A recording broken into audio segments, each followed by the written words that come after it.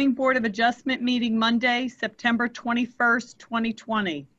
I hereby declare this meeting of the Howell Township Zoning Board to be open, adequate notice having been given pursuant to the New Jersey Open Public Meeting Act in the following manner. First, on December 6, 2019, a copy of said notice was mailed to the Asbury Park Press and the Tri-Town News. Second, on December 6, 2019, a copy of said notice was hand-delivered to the clerk of the Township of Howell. Third, on December 6, 2019, said notice was posted in the office of the Zoning Board and on the bulletin board in the Howell Township Municipal Building, 4567 Route 9, Howell Township, New Jersey. On August 11, 2020, a notice was sent to both the Asbury Park Press and the Star Ledger that this meeting would be a remote meeting. And on September 8th, 2020, a notice was sent to both publications that the meeting would be held remotely using communication equipment via Zoom due to COVID-19 restrictions. This meeting is a judicial proceeding.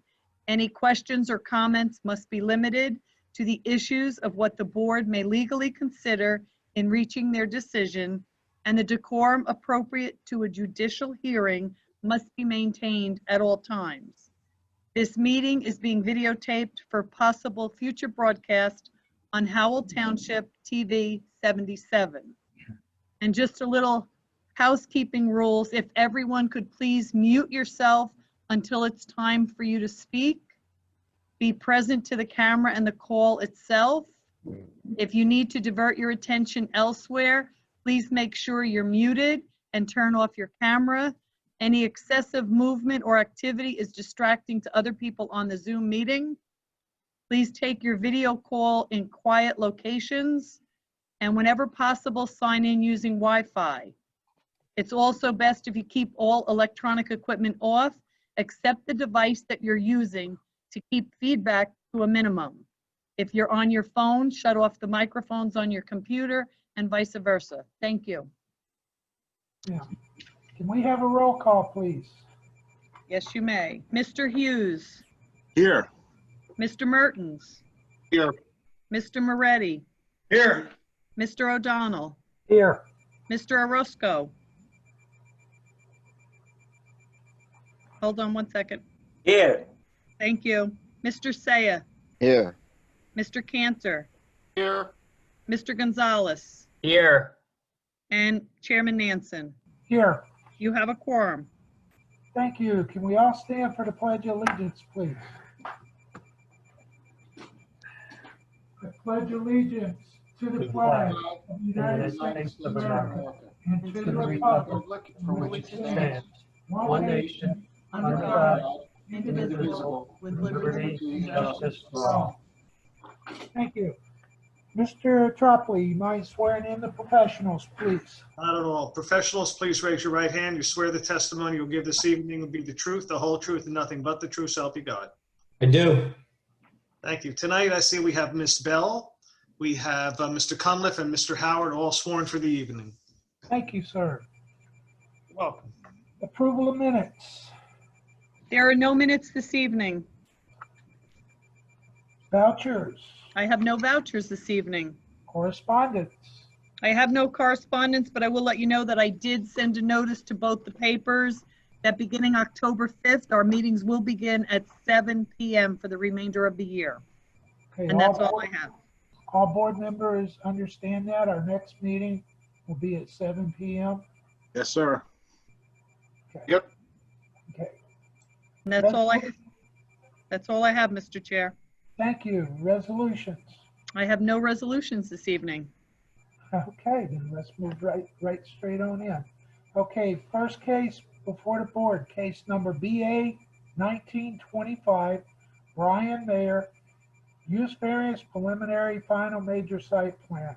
Application of Brian Mayer as applicant owner seeking a use variance preliminary and final major site plan approval to construct 2,400 square foot, 40 by 48 building adjacent to the gravel parking area with 300 square foot of office space and 2,100 square foot of garage shop space and 750 square feet, 25 by 30 addition to existing dwelling on the front of the property. They are also proposing to add 7 gravel parking spaces for employee parking and a paved handicap van accessible parking space with the ADA curb ramp and sidewalk to the entrance of the proposed building. The applicant is proposing a 32,178 square foot driveway access easement and a landscape easement for adjacent lot 1602 in order to utilize the existing driveway on adjacent lot 1603 for access to the rear gravel parking area and garage shop building. Access will also still be provided from the existing gravel located along the south side of the lot 1602 on premises known as block 219, lot 1602, 548 Squonkam Yellowbrook Road. This application was originally scheduled for July 13th, 2020, when it was carried to August 10th, 2020 with no further notice. On August 10th, 2020, it was carried to September 21st, 2020 with notice. Expiration date, September 30th, 2020. Mr. Chair, before we begin, I just want to show Sherry Sparrow has joined us. Maybe Mr. Tropoli can swear her in. Okay, Thank you. Mr. Tropoli? Yes. Sherry, raise your right hand, please. I swear the testimony you give this evening be the truth, the whole truth, nothing but the truth, so help you God. I do. Thank you. Ms. Sparrow has now been sworn for the evening. Thank you. Thank you. Okay. Whose case is this? Is it your case, Todd? Okay, unmute yourself. Oh, There you sorry. go. Okay, Mr. Cohen, how many witnesses do you have for this application? I have an engineer, the applicant, and a planner, Mr. Higgins, who's on the Okay. Zoom with us. Why don't we go ahead and swear everybody in, if you don't mind? Okay. Mr. Chairman, I have 2 of my clients here, Brian and Chris Mayer. I'll have them both sworn. Chris is going to do the majority of the testimony, but Brian may chime in, so we might as well just swear them both in. Okay, Thank you. And Todd, who else do we have? We have Richard DeFalco as the professional engineer, Mhm. James Higgins as professional planner, and Brian and Chris Mayer, M-A-Y-E-R, Okay, as the applicants. very good. I would ask that all of those named witnesses, please raise your right hand. And we'll swear you all in now. Do you swear the testimony you'll give this evening be the truth, the whole truth, and nothing but the truth, so help you God? I do. I do. Thank you. Todd, starting with the folks on your end, can we have everyone's appearance there, please? Rich. Richard DeFalco, D-I-F-O-L-C-O, licensed New Jersey engineer. Thank you. Right. Chris Mayer, M-A-Y-E-R. Very good. Brian Mayer. Thank you. Jim? And James Higgins. Very good. All sworn for the evening. Thank you. okay, thank you. Okay, Mr. Cohen, what are you here for? Not me, I'm not, nothing. No, just kidding. I'm gonna give you just a brief opening, so you understand why we're here. And then we're gonna have Mr. DeFalco testify first with regard to laying out the project itself. We're then gonna have Chris Mayer testify as to the business operation proposed on site. And then we're gonna have Mr. Higgins wrap things up with our justifications for our variances. Okay, Sound good? yes, sir. Okay. So as you mentioned, this application involves 2 lots, lot 1602 and 1603. Lot 1602 contains a single-family house which the applicant Brian Mayer resides in with his family. They've been there since 2003. And they're seeking to, in addition to the commercial application, we're seeking to add a 750 square foot addition to the house. The commercial aspect would be a 2,400 square foot building on site to house the family geothermal well drilling business. Lot 1603, as you mentioned, that'll provide the access that wraps around lot 1602. That is owned by Chris Mayer, who I mentioned is Brian's brother and partner in the geothermal well drilling business. And that would be a permanent easement across lot 1603 to serve 1602. The house on 1603, there is a house located in the rear of 1603. That is occupied by the mayor's father, but that's not part of the commercial aspect of it. Chris Mayer also owns lot 15, which is one of the lots to the north of this property.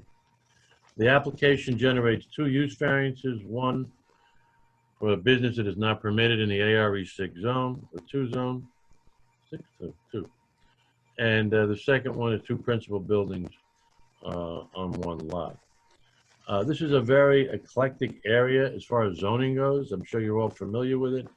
It's a huge mix of commercial, residential, both public and private uses, all of which are up and down this part of Squonkam Yellowbrook Road. And we believe that this use will fit in the neighborhood as it has for the past 14 years. The site plan is a direct consequence of the issuance of a zoning violation, and as a result, the applicant is looking to make the use legal, obtain the required variances, and aesthetically improve the site. With that being said, and Mr. DeFalco being sworn, unless there's any questions, general questions, we can begin our engineering presentation. Charlie, before you move forward, you had said it needed 2 variances. Well, you also need a farmland variance also, if I'm not mistaken. Well, we do have, there's a farmland, technically a farmland buffer required because the 83-foot driveway aspect of lot 1603 is technically part of the farm lot, but there's absolutely, we're going to testify to it later, but I think what Todd was just stating overall, from a use perspective, they need 2 different use variances. So there's the D1 because it's commercial uses are not permitted in this Area 2 zone, and then also they have an existing residential use and building on the lot, and they're proposing a second principal use and building, which is the commercial shop/garage for the well drilling business. So it's 2 separate use variances. And then obviously there's a line share of different buffering release, which they're asking for, and I can summarize it real quickly. To the east and to the south is lot 1603, which Todd indicated was owned by Chris Mayer, the brother of the applicant that's listed on the application to Mr. Brian Mayer. That lot 1603 contains a residential and Q farm use. So our ordinance requires any preliminary major final site plan where a residential abuts a commercial use. If the commercial, or sorry, where a commercial abuts a residential or farm use, the commercial use has to provide a 50-foot buffer to that residential and farm use. So along the entirety of the east property line and the southerly property line, at least in the immediate vicinity of the commercial shop building and parking area, would require a 50-foot buffer. And I'll let Ms. Bell chime in on that requirement with regards to the entirety of the south lot line. Also to the north, while it does contain a commercial use, our ordinance is written in a manner that says commercial to a residential use or zone. So if you read it strict for the language, a residential buffer would be required along the northerly property line adjacent to lot 1601.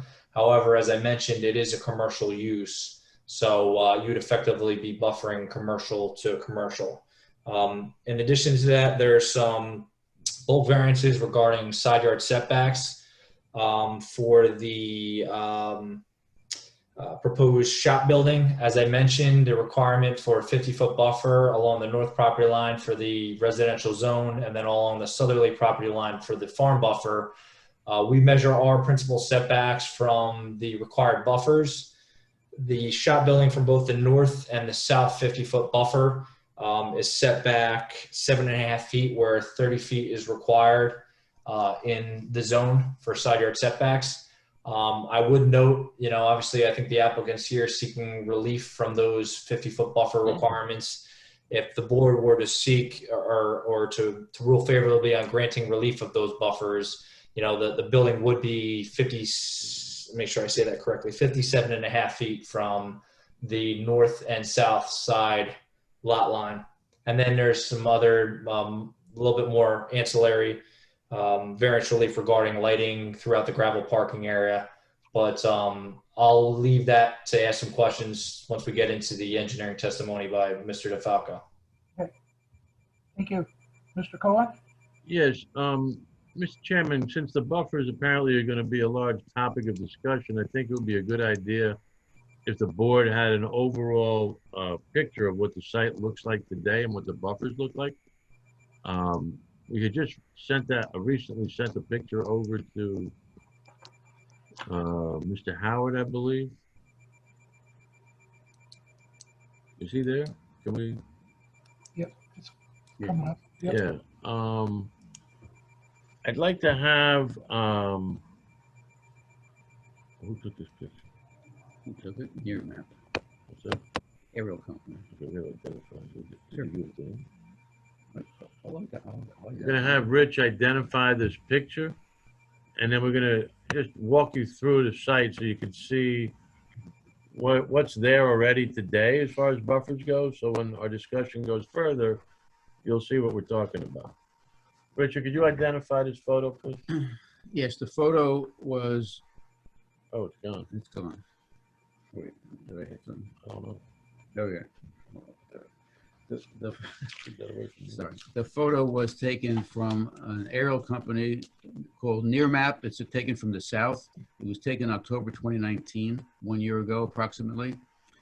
And it's an elevated view, and it shows the property. The word site is located pretty much at the front third of the property. You can see Brian's home. You can see the driveway to Brian's property. And just to the south of Brian's driveway is the driveway to the rear lot, lot 1603. Lot 1603 is paved for the first 50 feet, give or take, and then it becomes a gravel driveway as you proceed further to the east. Right now, there's a gravel parking area for the company's vehicles, which is that rectangular section just to the right of the word site. And you can see the existing evergreen buffer that is installed around that parking lot, both to the north and to the east. There's also a buffer along the south side of that parking lot, which is broken where the entrance driveway comes into the parking lot. Further to the south, along the south side of that flag lot, the flagpole part of the flag lot on lot 1603, you can see another buffer that was planted by Chris Mayer along the lot line of that flag portion of that driveway. So there's a evergreen buffer existing along the south side. There's an evergreen buffer along the north side of that driveway easement. There's a larger buffer along the property line around the gravel parking area. And then to the east of that buffer at the parking area, you can see what the Q farm is being used for. The Q farm is Chris's Christmas tree farm. There's no animals. There's no barn. It's pretty much the front yard of the home, which you can't see. You can see the home in the upper right corner of the map. But to the front of that, there's an additional area where there's a Christmas tree farm. That's the Q farm area that is on Chris's lot. So Chris owns the lot to the east, and his brother owns the lot to the west of that buffer. They both own the company, but Chris has the Q farm assessment for his tree farm. Todd, if I could just chime in. I just want to clarify or ask some questions to clarify for the board's perspective on it. So when we're saying buffer, it's existing landscape plantings, whether it be evergreen or like shade type of trees, and it's not actually a 50-foot wide buffer. You're just saying there's existing vegetation along the north, the east, and the south side of the parking area in the subject property. And it's not really the full 50 feet. It varies in width.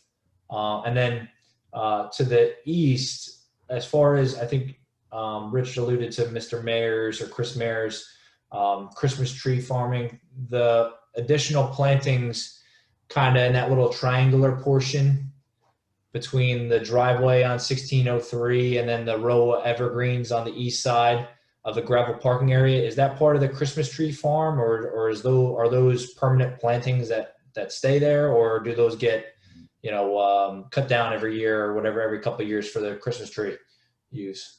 Those are permanent plantings. The Christmas tree harvesting happens on the opposite side of the driveway in front of the residence. There's probably a few there now, but they were planted down by there's a tree clearing limit, and it's pretty much planted up to the east of the house and to the south of the house. Okay. And the property to the north is that large white building with the solar panels on the roof. That is an existing commercial building. Light manufacturing happens inside that building. Their pavement is right on the applicant's property line. There's no separation between the paved parking lot and the applicant's property. So the applicant has placed additional buffering along that paved limit within lot 1602. And again, it's not a 50-foot wide buffer, but it's a planted buffer along the lot line of 1602. Okay, and then as far as just the landscaping adjacent to 1603, all that buffering predominantly is on 1603, right? Not on the subject 1602, I guess, which is the lot that's the subject of the well drilling business, right? Right, and let's call it geothermal company rather than well drilling, because the primary business is geothermal. And because of its geothermal, they do drill wells to put the systems in, but it's a geothermal engineering company that installs geothermal services, and the well drilling is part of that operation. It's not a well drilling per se, it's geothermal. Yeah, so Chris will talk about that further, but just to make that Okay. minor clarification. And then as far as the gravel parking area that's back there, so there's no like binding agents, no millings, it's been gravel, and does the applicant have any idea how long that's been there for the boards? I think Todd indicated that the use has kind of been operating there under the radar. Has it always been in association with the geothermal use? Cut me off if this is something that you feel your applicant should be providing testimony to on, Todd. Well, he's going to testify to the time frame he's been there and what's been there, sure. Okay. But it's a stable subbase of gravel. It's a dry area. It's well compacted, and he's got on the plan it lists his vehicles item by item directly onto the plan. Upper left corner of the plan sheet, the site plan sheet, it lists all of his equipment that he has, that he uses for the company. And he'll also testify to the fact that a lot of his equipment is job site oriented. So he'll have a job and maybe 2 or 3 pieces of equipment will be at the job until it's done. And then he'll move to the next job and not come back to the yard per se on a daily basis. Okay. But so I guess the lines that I'm getting at is, it's, has it existed since the early 2000s, and it's less than an acre disturbance? And I think for our ordinance, we don't consider gravel as an impervious area. So it's something that's existed and it's less than like what would be the threshold for a major development. Is that correct, I Rich? believe that's correct interpretation, yes. Okay. That's all I have for the moment, Mr. Chair. You can keep going, Todd. Ron, I just don't, technically, I don't think we ever qualified Mr. DeFalco as a professional engineer, so we might want to do that now. Yes, sir. I would recommend it, for the purposes of what we've just done, let's mark that exhibit as, I believe it's A9, Eileen? Oh, you're muted. Yes, it is A9. And we'll mark that as an aerial view of the property. And so now that you're going into the testimony in chief, Scott, I'm sorry, Todd, I'll turn it over to you to qualify Rich. Okay. Rich, could you put your credentials on the record as a professional engineer, please? Yes, licensed in the state of New Jersey, attended Rutgers University, graduated from the civil engineering department. Since 88, I've owned JKR Engineering, civil engineering firm, which does private engineering services in Monmouth County. I've appeared before Howell's planning and zoning boards numerous times, as well as dozens of other townships in the county since that time. Prior to me starting my company, I was employed as a project engineer with T&M Associates and also at CME Associates. So I've been on both sides. I've been municipal engineer, serving as planning board engineer for Township of Middletown and for Manalpa Township. We accept your credentials. Thank you. Rich, could you briefly describe the application before the board this evening? Yes, the applicant wants to put up a 2,400 square foot building, which will comprise a small office, a restroom, and a 3-bay garage shop area. There'll be a septic system installed for the bathroom of the shop. There'll be dry wells installed to catch the runoff from the new building's roof, and that will be percolated back into the ground. There'll be a handicap spot installed along the side of the building by the entrance door. That'll be a paved surface. There'll be a 6-foot solid fence installed between the westerly limit, the rear wall of the building, and running north-south across the property to basically shield the operations in the back from any view from Squonkam Yellowbrook Road.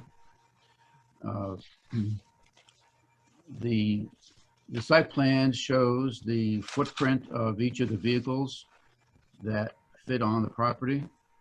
There's also a small dumpster that is in the back corner of the property. Excuse me, Rich, hang on just a second. Matt, is there any way we could put the site plan up that he's speaking about? Because I've got the Just 1 second. drawings here, but I can't read them. There you go. Can we make it bigger? All right, so that shows the proposed building, which is shaded in slightly. Within the footprint of that shaded in area where it says office, there is an existing shed, and the note says the shed is to be relocated and has to be brought up towards the back of the existing garage, which is right behind the residence. Okay. So the shed is proposed to be moved right behind the garage. You can Okay. see that on the plan. Also part of the site plan, while you're right there, there's a proposed addition to the rear of the home, which is not going to contain any bedrooms or a basement.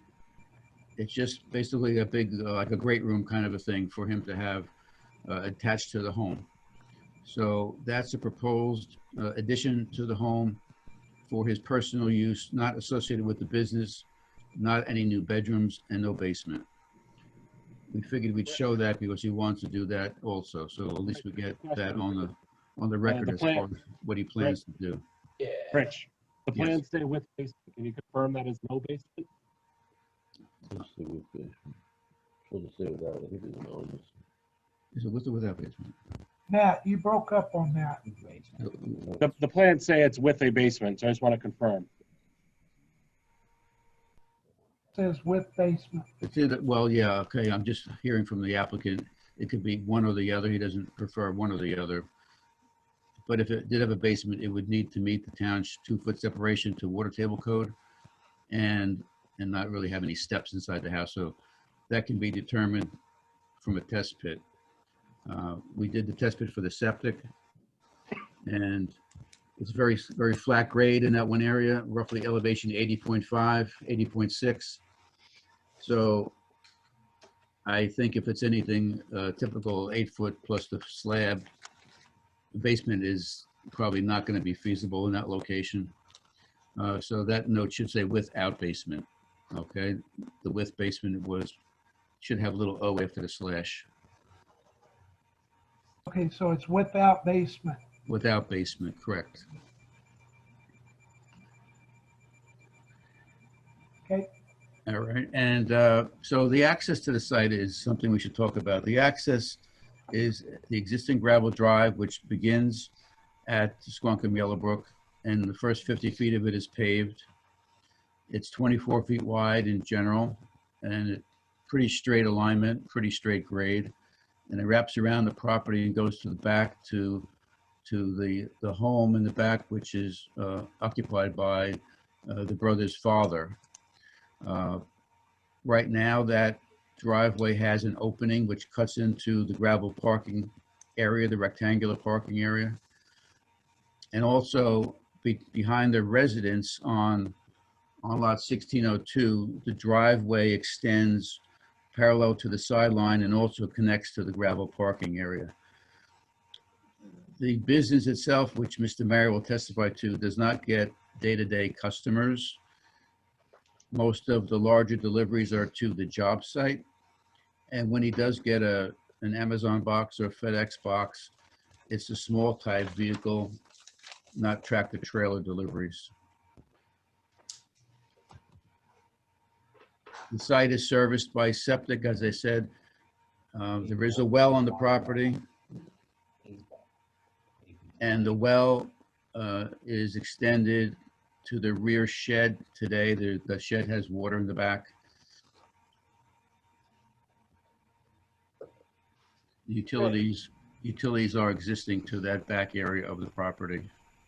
Rich, Yes. the driveway on 1602. Yes, Okay, it comes from the back up to the garage. Does that go all the way through to the, all the way to the street. Yes, it does go all the way to the street? yeah. It services the home and the garage, and then it goes along the side of the garage, and then it terminates at the gravel parking lot.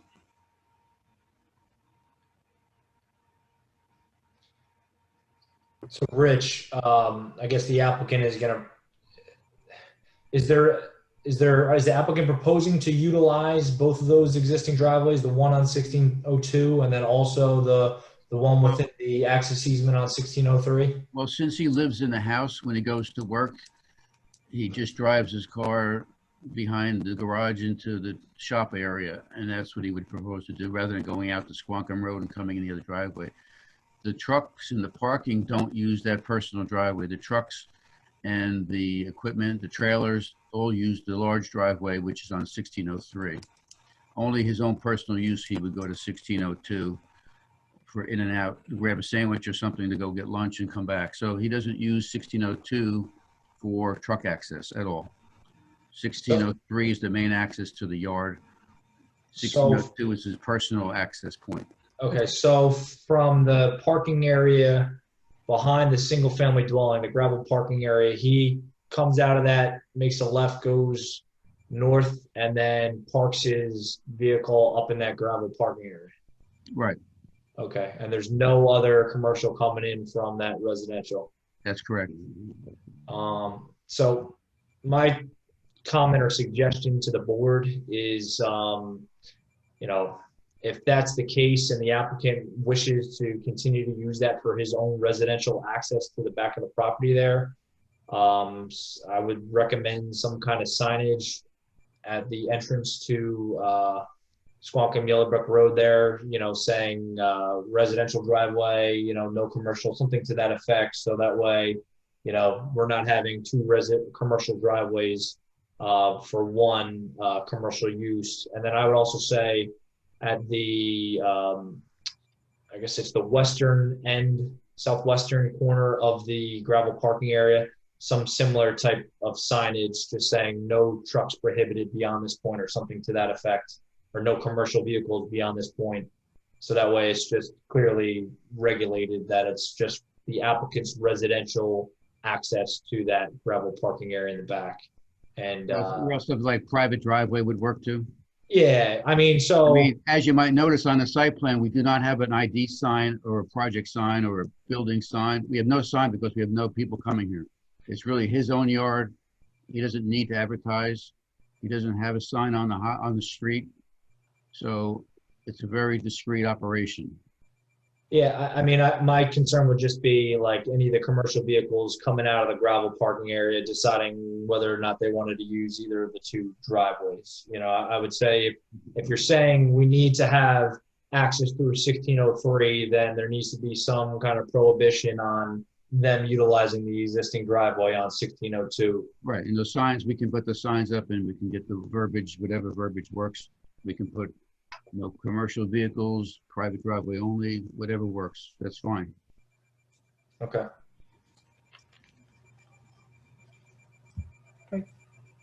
So with regard to the rest of the site plan, the existing grade of the parking lot was maintained, and we just ramped up slightly outside the 3 doors to make that entrance gradual into the new slab elevation.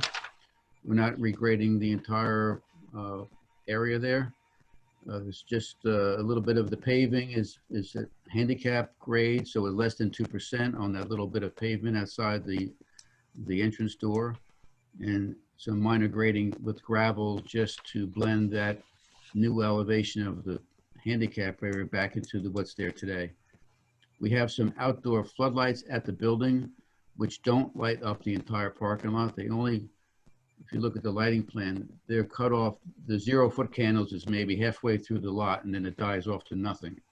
We don't want to light the whole place up. It's just when they come back during this time of the year and from now till like February, and it's a little bit dark, just the place to get to the front door and get in and get out and close the lights and go home. It's not, there's no operation at night other than the men returning the vehicles or the owner working at the back of that shop, but they don't use the parking lot.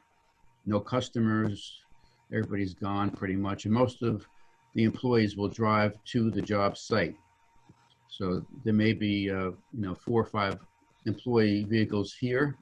The rest of them have the larger trucks and they go right to the job site with their own vehicles. Chris Mayer will explain the operation in greater detail. So just to clarify it a little bit, Rich, I think for the board. So I guess, what you're saying is during normal business hours when the site is fully lit would be the only time when you'd anticipate any like Amazon or anyone delivering to the site or any minor material deliveries to the site. Anything after hours for lighting would be like employees of the company that are familiar with the parking area and the operations of the park of the commercial component of the site, correct? That's correct. Okay.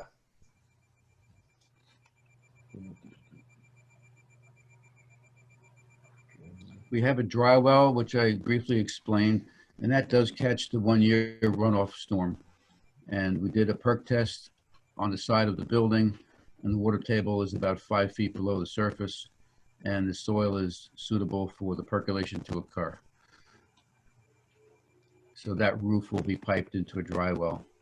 Is that something that you submitted with the application, Rich, or is that something you did subsequent to my review letter? I believe that it's on the plan, and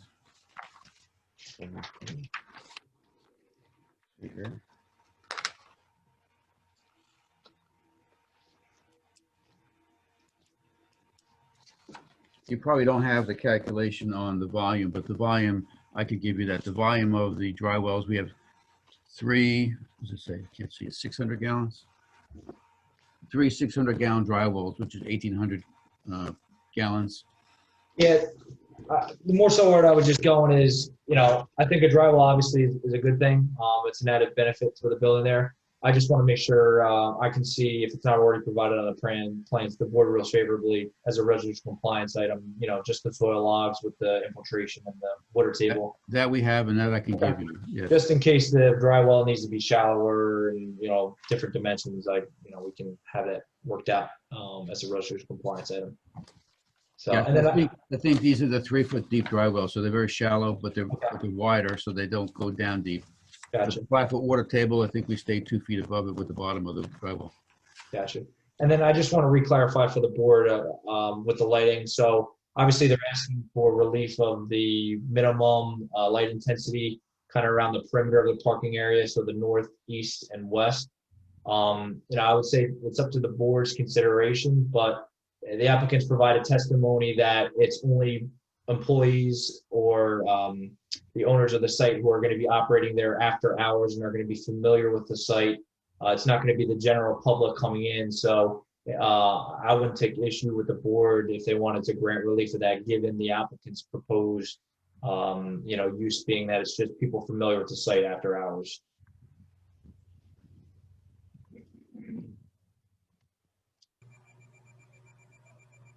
As far as location of the proposed building, we chose a place behind the adjacent building to the north, which is that large light manufacturing business directly north of us, so that we are basically screened from view by that large building and also by the fence that's proposed. And we're back 310 feet from the front lot line. So it's not very pronounced or visible from the street. It is a 1-story building. Let me have that picture. So Matt, if you could put on the picture of the building that's proposed.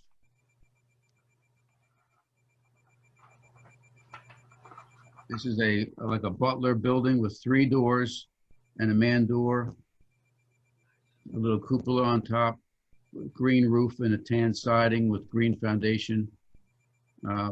Now, technically, it's longer than 50 feet. It's 60 feet long. And we would need either a waiver from the design standard where the code requires any building greater than 50 feet to have a 3-foot embellishment, I guess you'd call it, or jog in the front elevation. And we could do that by adding a pilaster, extending the roof line. But we think it's far enough away from any adjacent viewpoints that it would be a de minimis impact on the surrounding area by leaving it the way it comes out of the box, basically. But we could add to it to meet the code if that's something that is required by the board. But it's a handsome building. It's low profile, blends into the area, and that's similar to, that's what he wants to put up, something as simple as that.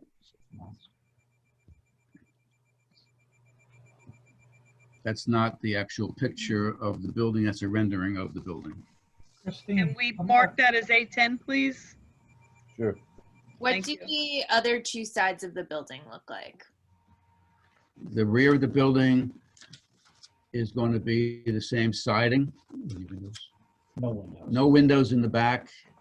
There will be windows on the north side, which is similar to the south side. The short side of the building will have 2 windows.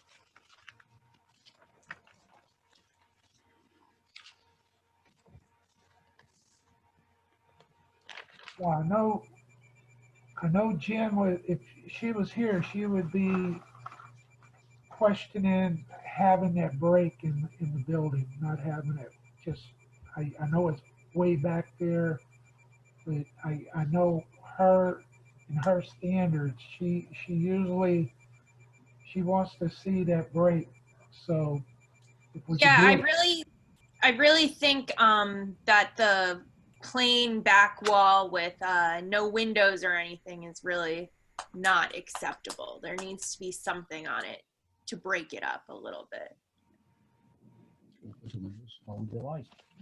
We could put windows in the back wall. That's not a problem. We just thought,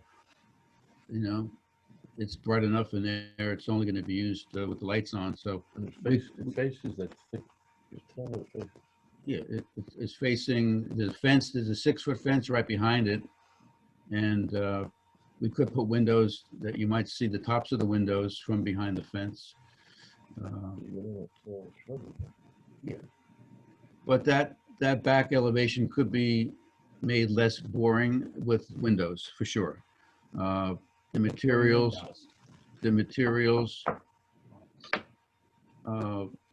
would be that metal siding.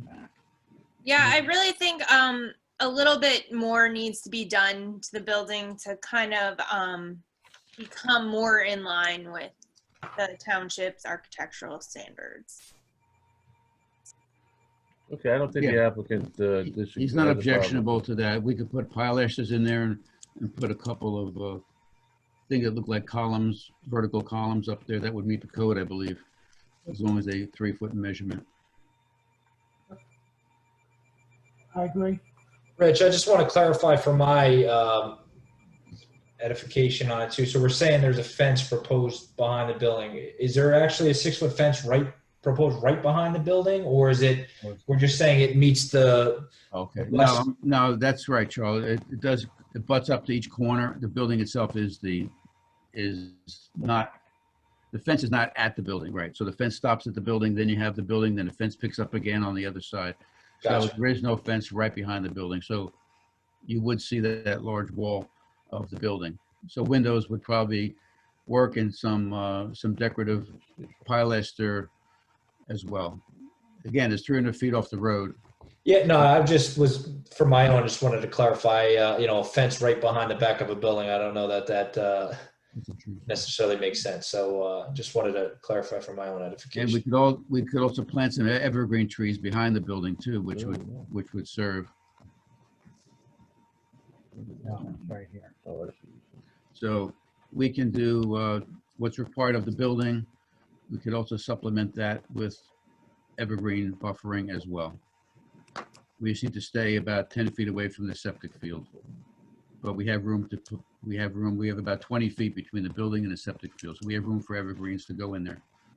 We can add those right along the side of the building as well. And then just so I'm clear too, Rich, so for the parking area on the south side of the building, is there a separate door on the south facade, or is it on the eastern, or I guess the southeastern corner on the eastern facade as you showed in that architectural rendering, or is that just like an example mock-up? That was a mock-up. The door is actually on the south side of the building as shown on the site plan, adjacent to the handicap space. Gotcha. All right, going right into the office/bath. Right, but it would still be the same type of door. Okay. No, I just wanted to make sure that I knew where the egress was. Okay, thank you. It's on the south side, one-man door.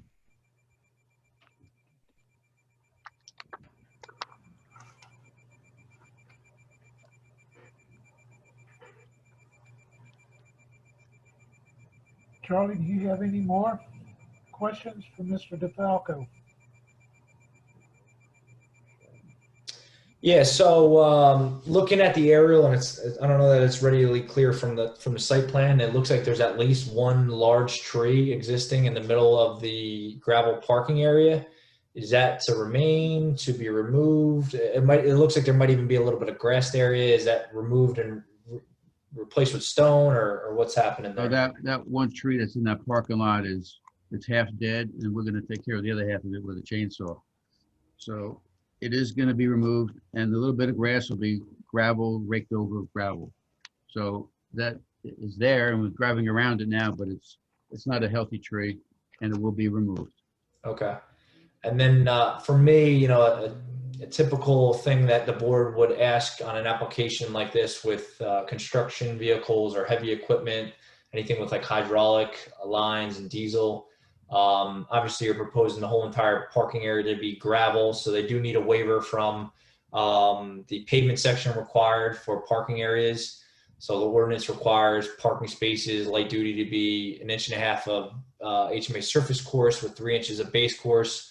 Heavy duty areas like major circulation aisles are required to have 2 inches and 4 inches of top and surf and base asphalt. Being that this is something that has existed for a period of time with vehicle traffic, I would say I would not take issue if the board would like to grant relief of the pavement section requirement, at least for the majority of the parking area. Anytime we're adding impervious area, then we're, kicking it into major development and stormwater management requirements. What I would say is the board has required parking areas for heavy equipment to be on like concrete pads and things of that nature. I think the board should consider it for this application, and I would leave at least for maybe the limit and how many parking spaces pending Mr. Mayor's testimony regarding the actual number of, vehicles and maybe the characteristics of them. I know you listed on the table, but for like the layman, maybe just a little bit indication of what each vehicle is and what it does and kind of, what would be involved with it. From like, Right, and Mr. Mayor will testify as to his maintenance and upkeep of those vehicles, because he's very cognizant of the fact that leaky hydraulics are not a good thing. He brings these geothermal equipment pieces to environmental sites that are somebody's home, and it can't be a piece of leaking equipment. So he has a very high standard for maintenance, and the trucks go out to a shop in Jackson for regular maintenance. And if anything, if the hose breaks or something leaks, he fixes it immediately. It's not like this is a junkyard. These are active pieces of equipment that he uses every day, and they're in top shape. So it's not something that the board should be concerned about. But Mr. Mayor will explain further how much he does maintain these vehicles and how important their operation is to his business. And I know, Mr. DeFalco, I want to jump in real quick. I understand Mr. Mayor, is up to date on his equipment, making sure there's no leaks and this, that, and other. But this is a variance. It goes with the property. If Mr. Mayor decides to sell the property, somebody else can move right in and have all this leaky equipment, and we have no recourse. So this is a variance. So we're gonna kind of hold to what as far as heavy equipment and equipment, we're gonna hold our ground as far as the concrete pads. I'm gonna let you know that real quick. So. Yeah. Okay, just for the heavy equipment for the parking spots. Okay. Right. Well, we can categorize that and see how many we have and put them in a certain area. So we have one area that's going to be for heavy equipment. Instead of having spaces scattered around, we could maybe designate one side of that parking lot for the heavy equipment. Okay, I appreciate it. Is that good, Charles? Yeah, and what I would just say is, obviously, now with the concrete, we are adding a little bit of impervious. I don't know that we necessarily want to recharge any of the stuff from a concrete pad with heavy vehicles. I would say, Rich, if there's a way to increase the dry well to make up for that increased stormwater runoff from the building, you know what I mean? So it's a net zero between the two.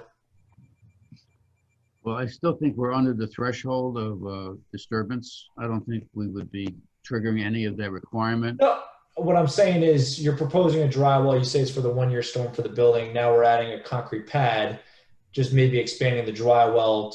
I don't want you to recharge any runoff from the concrete pad, but maybe increase the dry well in size a little bit to make up for that added impervious of the overcompensate off the roof. I got you. Okay. Yeah, exactly. Yep. And then Charlie, for the remaining gravelled area, do we look to an oil water separator or something for the remaining vehicles? Do we encumbrance the gravel parking area where the equipment is laying up?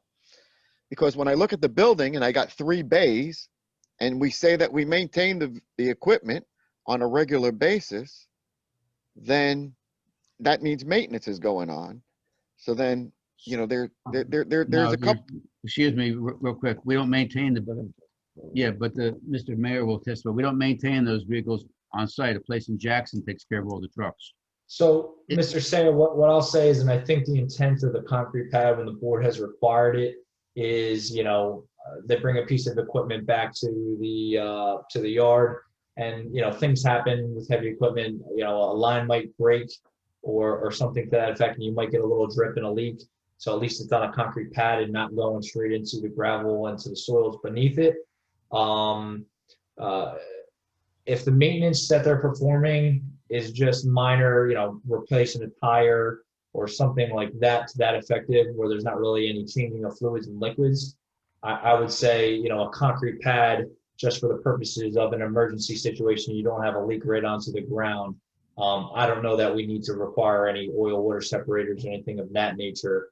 But I'll leave that. I'll just reserve final comment on that, just based on any testimony from the applicant as regards to what maintenance activities are actually proposed.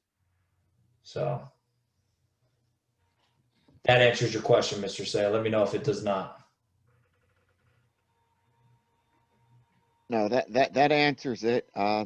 If in lieu of that, depending on the types of vehicles, and if there are some vehicles that are not that heavy, but yet are quantifiably highly hydraulic and fuel oil and other oils associated with it, then maybe they need to be panned or something like that when they're in the sitting position. Over. So what I would say, on a major site development, you're required to, for a parking area, drain that water to an infiltration basin to get like suspended solids removals and things like that. But there's no specific regulation in the DEP stormwater management regulations with regards to oil water separators or things like that. And this application is not even a major development from a stormwater management perspective. So I think the concrete is just for any emergency spills that might happen. Certainly if the applicant agreed to provide a spill kit in the garage building, I think would be a good thing for the site as a whole, just in case that, something does happen and they need to rectify any spills. For me, the stormwater management was just expand the dry well to make up for any, runoff for the concrete pad. So I think that would be acceptable, And the applicant agrees to have a spill kit on hand in the garage in case emergency. He will do that. That works.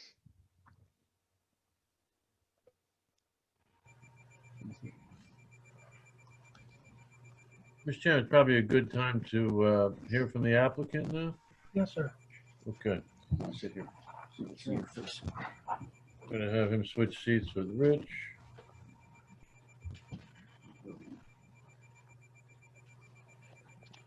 This is Chris Mayer. He's been previously sworn.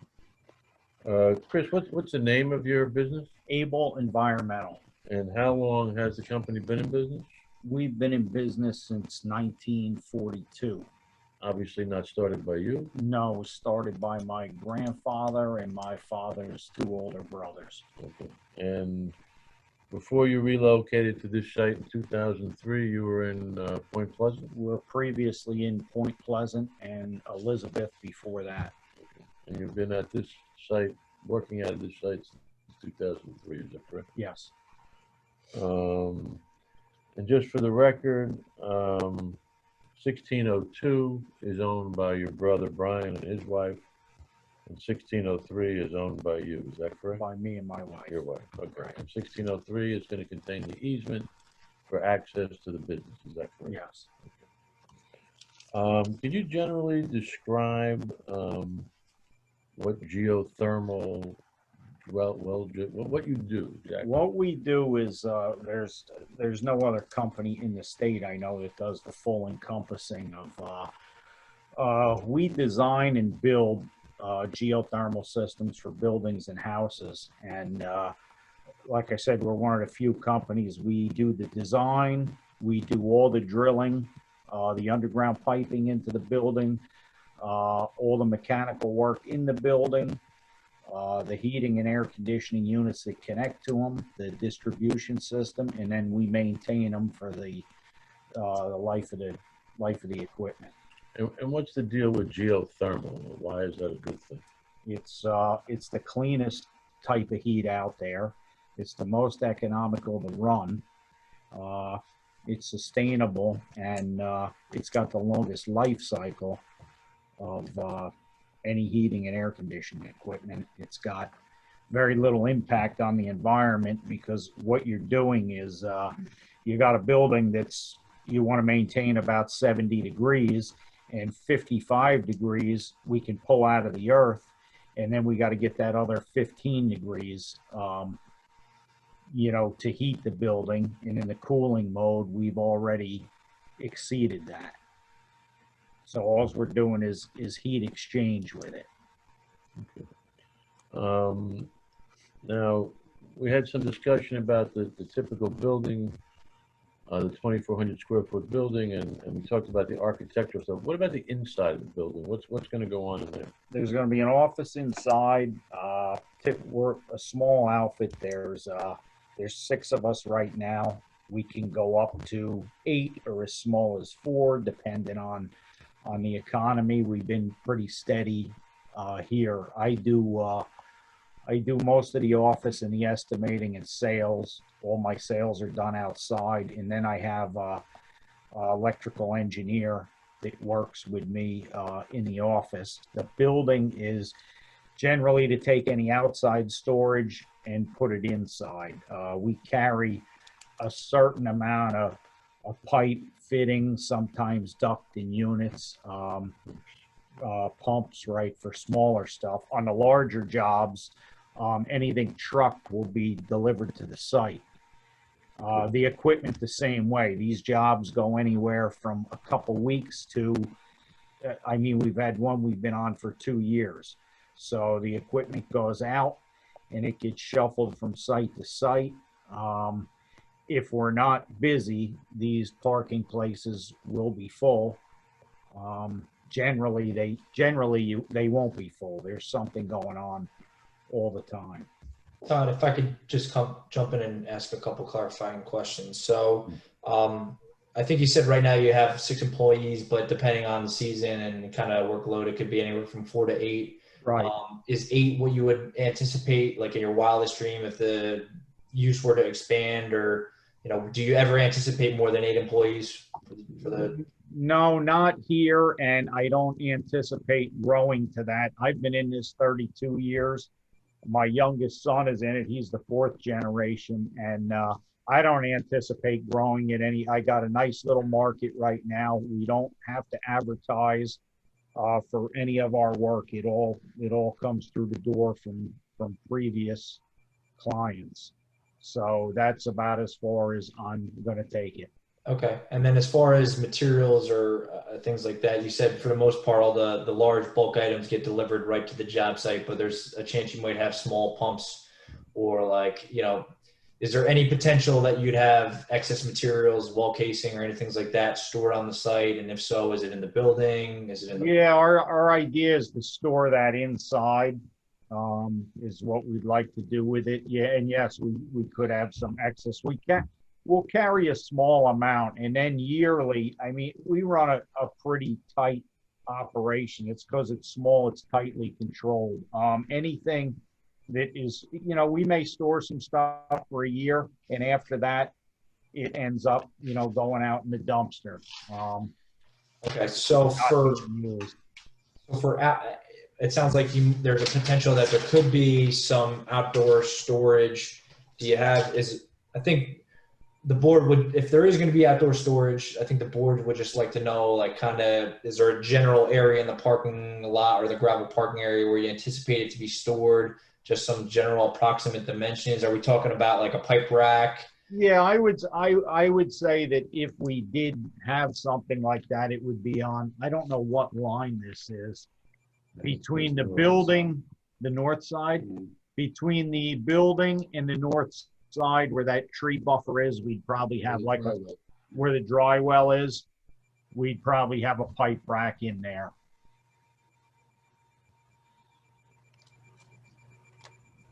So just a comment for the board, I would just say, obviously, there's they're asking relief from like the 50-foot buffer along the north. Like, as I mentioned, it's residential buffer because it's residentially zoned. It is a commercial north use to the north. So, if the board doesn't take issue with it being stored there, I would just ask that the storage area not be on top of the dry wells. Just so if, it's a decent amount of stuff, we're not causing any issues for the dry wells with weight or surcharge or anything like that. And then I guess the question would just be for the board's perspective. I think looking at the aerial, there is some decent screening along the north side of that gravel parking area. Looking at the area or the aerials on Google Earth, it looks like there is some woods and vegetation there. Are any trees to be removed? Are we removing any buffering there? To the west, I think there is a proposed 6-foot fence, and Mr. DeFalco indicated they could provide some evergreen shrubs to the west. My concern would be for the board, if there is any outdoor storage, just making sure that it's appropriately screened from, the road and then the properties to the north adjacent to it. So, and I'm sure Sherry might have some comments chiming in on that, on any trees to be removed, replanting it elsewhere in kind or something suitable. So I don't know if you want to chime in at all, Sherry.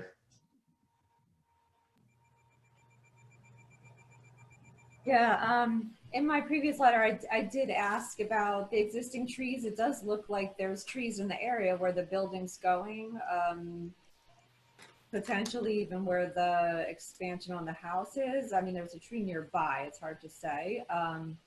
But that was a question of mine, if there's any trees to be removed and, providing calculations for it.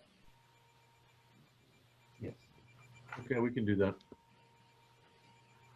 I mean, I don't expect any issues as far as replacements, since you already have, probably more than plenty of trees going back in. So that shouldn't be a problem, but just for clarification on what's coming out and, and what's remaining within that lawn area, it's hard to tell. Okay. My only recommendation, Mr. Chair, is if there are trees to be removed there and there's going to be outside storage, providing landscaping along the west side of the 6-foot high fence to the northwest of the building, and then maybe just some additional minor plantings along the northerly property line, just to make sure that that's still screened from the adjacent properties. Charlie, let me ask you a question. Yep. If this was a commercial property, button up to a commercial property, what would be, there's really no setback, is there, or a buffer between the two? No, but the ordinance is written in such a manner that it's commercial to residential use or zone. So it's a technical requirement of the buffer. Obviously, it is a commercial property to the north, or commercial use to the north. I assume Mr. Higgins will provide some testimony on, why they're seeking relief of that buffer. But yeah, if it was a commercial zone with a commercial use to the applicant's proposed commercial use, I don't know that the buffer would be required. I just wanted a clarification on that. Okay, thank you. Thank you, Mr. Chairman. Can you put the plan back up?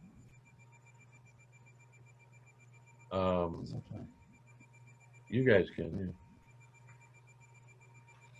yeah. Okay. Thank you. Should we continue testifying then with the applicant? Yes, sir. Okay, so we went over a number of employees, visitors to site. Do customers come to the site at all? No. You basically go to their house to. Yeah, I'll go to the house or site is how it's done. We do, sales from there. So the only anticipated site traffic then we briefly discussed would be some box trucks to make whatever deliveries is coming to the site. Is that correct? No tractor trailers, anything like that.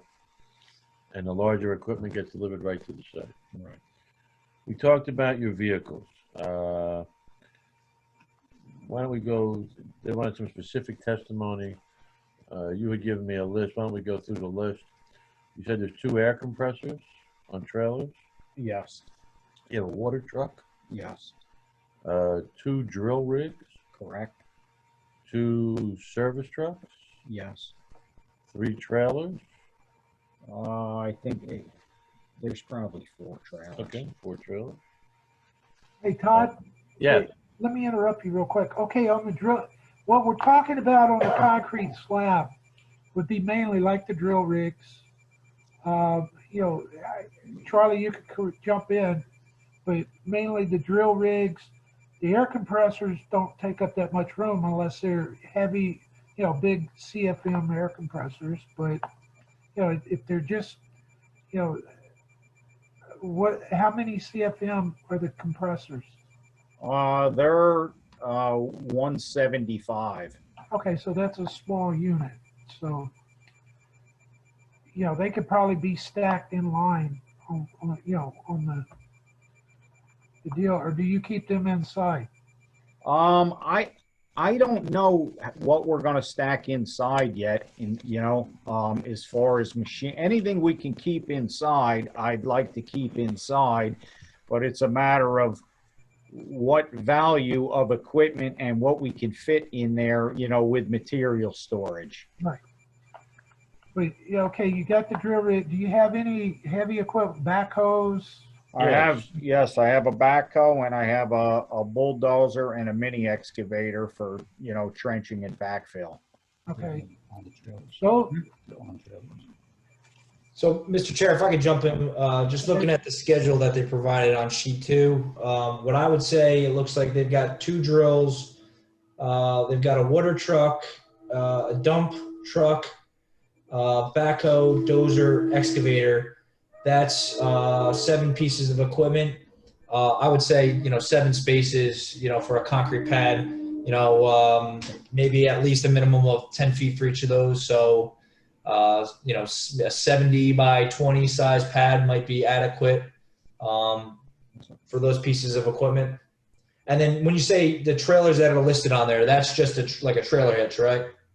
The trailers are box trailers and tag along equipment trailer, which would be, just a flat trailer. Yeah, so it's a hard bottom, if you have anything on top of it, it's got a hard bottom. Right. Okay. Yeah, so what I would say, Mr. Chair, like a 70 by 20 foot concrete pad, I think would be sufficient based off of the equipment schedule that they provided. And the applicant's agreeable to that. That's fine. Okay. Makes sense. The only other item I wanted to talk with you about, you had mentioned the maintenance and the cleaning of the vehicles that happens off-site for the most part. We don't do, windshield fluid, minor, tires, things like that. It all goes to B&K, does all our service, all our routine maintenance, oil changes, all that's done there. Service, the only other service is really in the field. If you have a drill or bulldozer, backhoe, whatever breakdown there, they have 8 mobile service trucks. They come out and deal with them there. Or it goes, if it's coming off a site, it'll go there, get service, come back to our shop and be staged to, go out again. That's all I had of the applicant. If there's any questions from the board? Jim Moretti, I have a question, actually 2. You notice on the drawing you say you're relocating the dumpster. Where is that being relocated? I can't see it anywhere. Unless because the drawing is not. It's just moving over. It's moving over to the north. It's to the right of where it says to be relocated. It's not labeled. The existing one isn't labeled, it looks like, but they show it on the south. And if you look to the left, that's the same dumpster. That's the same dumpster? Yes. It's just moving Sherry, over. Sherry, does that have to be fenced in or anything? I don't know. We'd like not to fence it in. Yeah. So, Mr. Chair, sorry. The ordinance does require a buffer around it, a 5-foot tall buffer around it. So they do have it around 2 sides. So yeah, technically it's not fully compliant. Okay. Mr. Chair, what I will say is, and I imagine if Jen was here, she would say the same thing, is on commercial site plan applications, the board has typically required at least a concrete masonry type of trash enclosure structure, if not split face blocked. As you recall, we had the Bennett Road Associates application come through where their, trash enclosures were all the way tucked back in the back of the site. And I think the board still required it on that type of application. So I think, some type of hard structure so that dumpsters aren't moving and all throughout the site, I think would be warranted for this type of application. Right, and as Jen's fill-in for the night, we would definitely recommend a masonry block trash enclosure around that dumpster.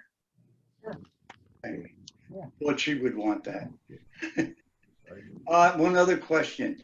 The additional space being put on the house, the 30-foot by, what was it, 20 foot? You say it's not a bedroom, but what is it going to be used? Something that large on the house? Is there any particular usage? If you look at the house, it's a very small cape. And my client's basically building a great, we'll call it a great room or a family room. Yeah, it's not very big. 700 square feet. And it's only 700 square feet that he's adding. It's not that big. So what would that be if it's not going to be used for a bedroom? What would you use it for? Like a kitchen? Will you put a kitchen? No. What they call today a great room. It's like a combination like family room, living room, Okay. entertainment room, that kind of TV. Just curious, that's all. Why something that large and it's, wasn't identified as anything. Okay. No problem.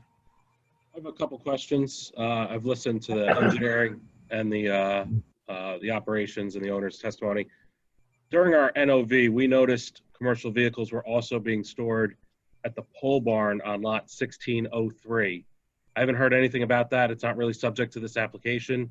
Can I confirm that no commercial operations are taking place on 1603? Yeah, no commercial operations there. We moved anything we had over there.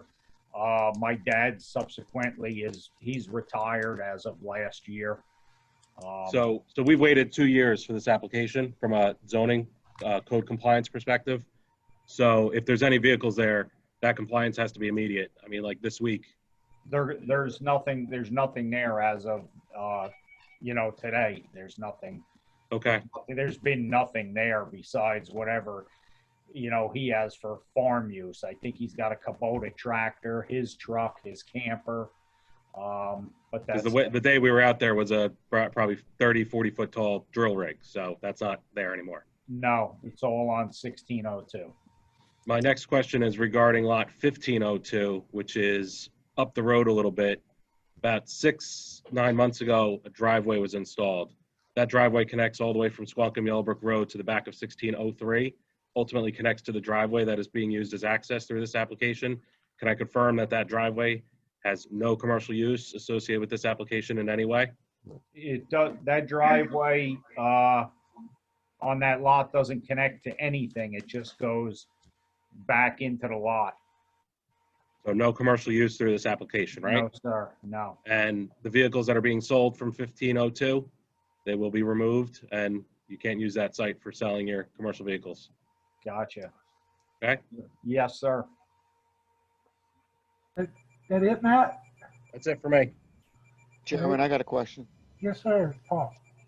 So, and Charlie, Is that what it is? the applicant has referred to, a number of different types of vehicles. I just want to confirm they're all rolling stock and there's no track vehicles. Because if we have track vehicles, we're going to run track vehicles on top of a concrete pad. That imposes a problem as well. Over. So I guess that would be a question for Mr. Mayor. Yeah, I know some track equipment, you can get, the rubber track equipment. When you're storing the equipment, is it on a trailer when it's on the concrete pad, or is it unloaded off the trailer onto the concrete pad? There's the excavator's rubber track. The dozer is steel track. It could be on a trailer. It could be on the pad. Would you agree to a condition that the dozer's got to be on a trailer when parked on a concrete pad, just so we don't have any issues with, deterioration of the pad or anything like that? Charlie, let me step in real quick. Okay. But dozer, you just put a piece of wood down and you run it up on the concrete. Right, That- we just That's plank. the normal thing. We use planks. You know, even myself, whenever I unload a dozer off of a Well, low can we do an either or as a condition? Yeah, Trailer or plank? it doesn't have to be on a trailer. Because a lot of times you need the trailer, and if you're going to park the dozer is usually one piece of equipment that sits in your yard most of the time, more than it does out on a job site. And to keep it on a trailer, you're going to kill a trailer all the time for storage of a dozer.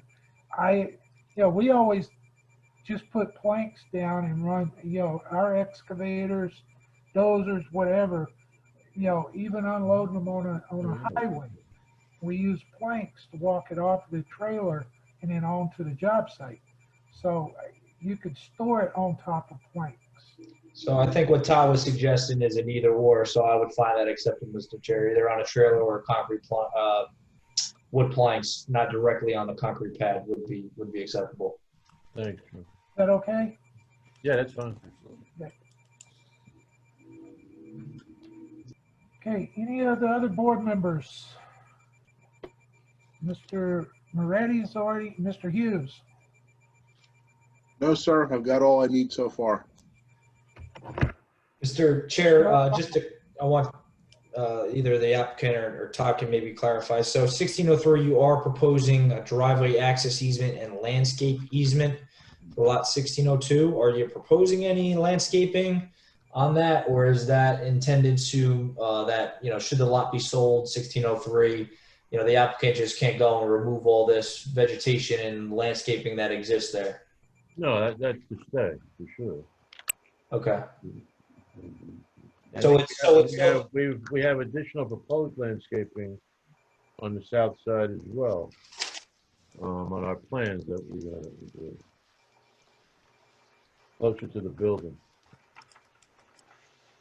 Okay, so that's for some landscaping that is going on lot 1603. And then also, I guess, would that cover like no removal of any existing vegetation with that easement, along the shared property line? That's fine. Okay. And then for Mr. Mayor, so I guess the Fire Bureau had some questions regarding that existing driveway, suitability for fire apparatus. They typically require a 20-foot wide minimum width with 13 foot of clearance. Can you give us some indication on the makeup of the driveway, how long it's existed? Has it had a lot of traffic over the years with the farm use on that lot where it's thoroughly compacted? When that driveway was built, it was built to the original 3-lot subdivision. And it was, I forgot the apron dimensions, but the driveway was, I think, fire coded at 18 foot wide. And it was excavated, I believe, 8 inches and filled with DGA mix. And then it was rolled, and then it's got like a 1-inch cap of bluestone on it. If it had to go to 20, I'm sure we could bring it to 20. Yeah. So what I would say, Mr. Chair, is maybe we can defer that as should the board rule favorably to subject to approval by the Fire Bureau. I mean, looking at the site plan, I think at the western extent where the end of the asphalt apron from Squonkam Yellowbrook Road terminates, the plan says they're at 19.2 feet. And I think there's some areas closer towards where it turned into the gravel parking area where it's like 24 feet. So, I mean, it's a real small difference from the 20 feet, at least from the dimensions provided. And then I would say, subject to the Fire Bureau's review and approval, if it's been there and it's been heavily compacted with DGA and gravel surface course and has existed with, farm equipment and similar type vehicles on top of that, I would say it's probably suitable for, the type of equipment they're bringing in and out of there. But, obviously I would make it subject to the Fire Bureau signing off on it. Mr. Cohen, is that okay with your You and your client? Yes, it is, Mr. Chairman. Okay. Okay, Mr. O'Donnell. I just have a question for Mr. DeFalco on the septic tank and the well. Is there more than one septic tank and one well? And are they more than 100 feet apart? The answer is yes, they are. There's two septic fields. One is new, one's proposed. And they are more than 100 feet from the well. Okay, that's all I wanted to know. Thank you.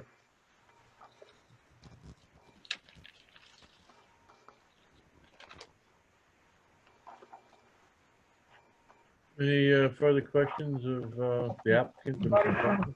Mr. Burton.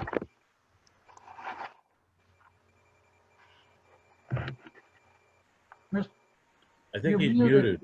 I think he's muted. Okay, do you hear me now? Yes, sir. Okay, Mr. Mayor, I just wanted to confirm like the business hours that you would was on testimony for your business. 7:30 to 4:30 is our standard day.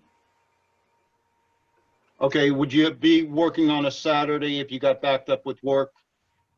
Yeah, it's possible. Okay, but nothing on Sunday? No, absolutely not. Okay, good. Okay. That's all I have, Mr. Chairman. Okay, Mr. Cantor. No questions. Mr. Roscoe. No questions. Okay, Mr. Hughes, you had none. Mr. Saya, you any further? Okay. Moretti, Mr. Moretti. Sir. Yes, sir. Any questions? No more. Okay, good. Mr. Chair, if I could just clarify, there's a couple other waivers that I just want to put it on the record just so it's clear. So they do require the waiver of curbing and sidewalk along the property frontage. I will say, looking at the site aerials and adjacent properties, there aren't any curb or sidewalks in the immediate vicinity. So I wouldn't take exception to that should the board grant that waiver. And obviously, as you know, the board has repealed the contribution to the sidewalk trust fund. So that would not be required. Also, the parking area, the ordinance requires they got to be curbed. For this instance, obviously, since the board's not requiring the entirety to be paved with asphalt, I wouldn't be in favor of putting in curb because then we're channelizing water and changing drainage patterns and things like that. So I would not take any exception to that. And then just as far as, I guess for the applicant indicated, obviously there's some minor deliveries, box trucks are smaller. There isn't really a loading area shown on the plans, Todd. Obviously you've got a pretty large gravel area. I mean, are they just pulling in, dropping off stuff and doing a quick K-turn to get out of there? Or is there any like anticipated, like designated area for loading? I mean, there's really not a designated loading area. There would really be no need for one with the frequency of deliveries that they get. Yeah, Mr. Chair, I wouldn't really take exception to that. I think they've got a pretty good, decent size, especially if they're removing the tree in the middle and making that all gravel. I think there's a lot of room to make a turning movement there. And then the last one, Todd, there's no gates or anything proposed to the site where fire bureau would need a Knox box or anything? I saw that there was a comment to that. I think we had a gate on the main driveway. Yeah, there is. I don't think it's ever been closed. It's never locked, but if the fire department, part of their approval, needs a lockbox, we'll be happy to do it. Yeah, I would just say for the driveway on 1603, definitely provide that.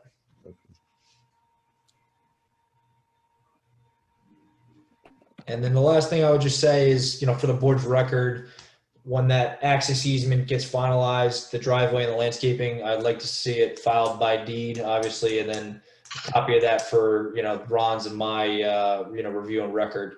We just want to make sure it's not just a verbal agreement. Obviously, lot ownership changes. We want to make sure that that is something that's permanent and in perpetuity. Yeah, it'd be a filed access easement by deed in perpetuity with description. It's good for me, Mr. Chair. Thank you. Christine. We're ready for Mr. Higgins yet? Yes, I'm waiting to hear the planning testimony. No, but do you have any further comments or questions of any of the witnesses so far? I think Charlie covered pretty much every comment I would have had about the site-specific thing. Okay. Mr. Cohen, you want to move forward? I do. At this time, there he is, Mr. Higgins. Jim, can you hear us or are you muted? You're muted, Jim. Hold on, Jim, you're muted. There we go. There you I go. apologize. I just had to put my secretary in the garage. She was barking. No problem. That's why I'm in the garage I now. don't know if you're allowed to say that even anymore. My secretaries. Jim, would you please put your credentials on the record as a professional planner for the board? Sure, I'm a licensed professional planner. I've been licensed for about 42 years. I've testified before this board on numerous occasions as an expert in the field of planning. I've testified before well over 200 boards throughout the state, represented at least 10 municipalities as an expert in the field of planning, and also been accepted as an expert in the field of planning by superior courts in five counties, as well as recognized by the state Supreme Court as an expert in the field of planning. Education? I have a Bachelor of Science degree in landscape architecture from Rutgers University. Thank you. We accept your credentials. Thank you, Mr. Chairman. Mr. Higgins, you're obviously familiar with the project that's been put before the board tonight. You're familiar with the variances that the applicant has requested and a couple of the C variances as well. Would you please direct your testimony with regard to the D variance first on the record, and then we can go from there. Surely. I reviewed the application. I reviewed the expert reports.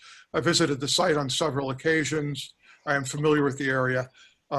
First of all, with regard to the D variances, the master plan reexamination in November 2019 had comprehensive goals and comprehensive objectives. Among the comprehensive goals were to encourage the establishment of policies, codes, and standards that promotes the use of sustainable development practices, including but not necessarily limited to infrastructure, public and private buildings, open space and recreation, local waste, and recycling, among other things. It also has a comprehensive goal to continually improve the sustainability profile of the township.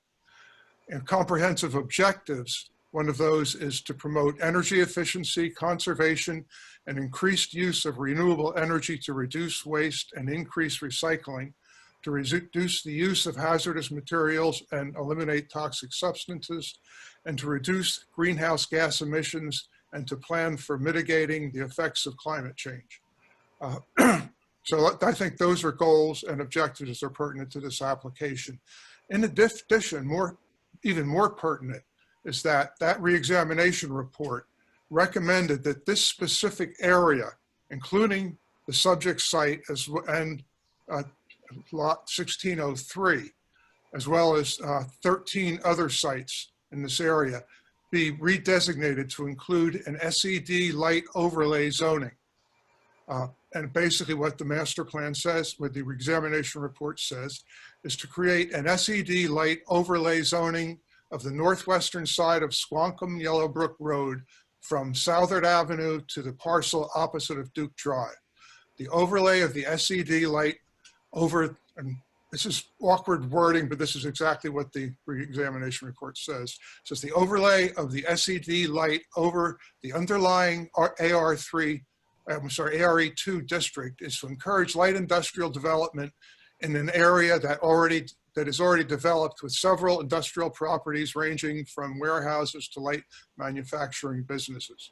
This area was previously zoned industrial in the 1990s. Many of these properties were conforming at the time and have become non-conforming since the zone changed to the ARE2. This will eliminate the non-conformities and connect to the existing SED zoning, which stretches around the border with Farmingdale. By making the SED light zoning overlay, it will not remove the residential development rights of the existing properties. So basically, the reexamination report recognizes the mixed use character of this area of the township and recommends that it continue to be a mixed use character, and with an emphasis on encouraging additional light industrial use in the area. The zoning of this area hasn't been the recommended overlay zoning in the reexamination report has yet to be translated into a zoning ordinance amendment, but it's been less than a year since that reexamination report was adopted. So that's not unusual. With regard to the D variance, variances as far as the D1 variance, the first thing is to demonstrate that the site is particularly suited for the use. And in this instance, again, when you look at the reexamination report, the reexamination report recommends that this site and the adjacent site, as well as 13 other sites in the area, be included within an SED light overlay district. So I think really the proposed use of a portion of this site for a light industrial use as is being proposed, I don't think is inconsistent with your master plan reexamination. And I think it really, that demonstrates that the use is particularly suited for this type of use, particularly when the reexamination also recommends a mixed use of residential and light industrial uses in the area. And the use of this site as a mixed use, I think, is a microcosm of that recommendation. The proposed use, a geothermal well drilling business or geothermal business, is a use I think that directly promotes energy efficiency and directly advances the purpose, the goals and objectives of the master plan with regard to those issues. So I think that the general welfare is advanced because of the fact that it advances those goals and objectives. In addition, it advances goals and objectives of the municipal land use law, including to encourage municipal action to guide the appropriate use or development of all lands in the state in a manner which will promote the public health, safety, morals, and general welfare. And clearly by providing a use in an area where the reexamination report recommends an increase in light industrial uses and a use that will improve the sustainability of the township, I think is a very good thing and advances that purpose. In addition, to provide sufficient space and appropriate locations for a variety of uses. Again, this is an appropriate location for a light industrial use and for a mix of light industrial and residential uses. And then also to promote the utilization of renewable energy resources, which again, this application does do. And it's really geared specifically towards that with the nature of this use that's being proposed. I think the mixed use nature of the site, the fact that there are two separate uses on the site, is consistent with the master plan proposals that the area continue to be a mix of industrial and residential uses. And in fact, the prohibition of two principal uses on the site in the ordinance is really geared towards not having multiple residential uses on a site. And this isn't the case here. You have a residential use, and then you have a industrial use that utilizes a totally different portion of the site. And the site can accommodate these two uses clearly when you look at the plan. I don't think there's any substantial detriment to the granting of the use variances with regard to the impact on surrounding properties. You have an industrial use to the immediate, I think that's the west. You have the driveway that's accessing the site to the immediate east. And you have the farm use with the single family residence on it to the, and I'm getting my north, south, east, and west, but anyway, to the back of the site. And with the way that farming use is set up on that site was the Christmas tree growing. It's more than 50 feet away from the site, which I'll get into the buffers in a minute, but I don't think there's any adverse impact on your surrounding properties. With regard to being inconsistent with the zone plan, I think it's more consistent with what is projected for this area than the current zoning of the site, because clearly the master plan reexamination recommends that this area be a mix of industrial and residential uses, and that's what's being proposed on the site.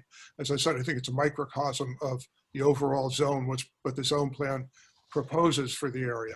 So I don't see any substantial negative impact, particularly since what's being proposed on the site, the light industrial portion is not visible from the street, and it will be buffered in terms of landscaping, maybe not the 50-foot buffer, but it will be screened with landscaping from surrounding properties, so it'll have minimal impact on the surrounding properties.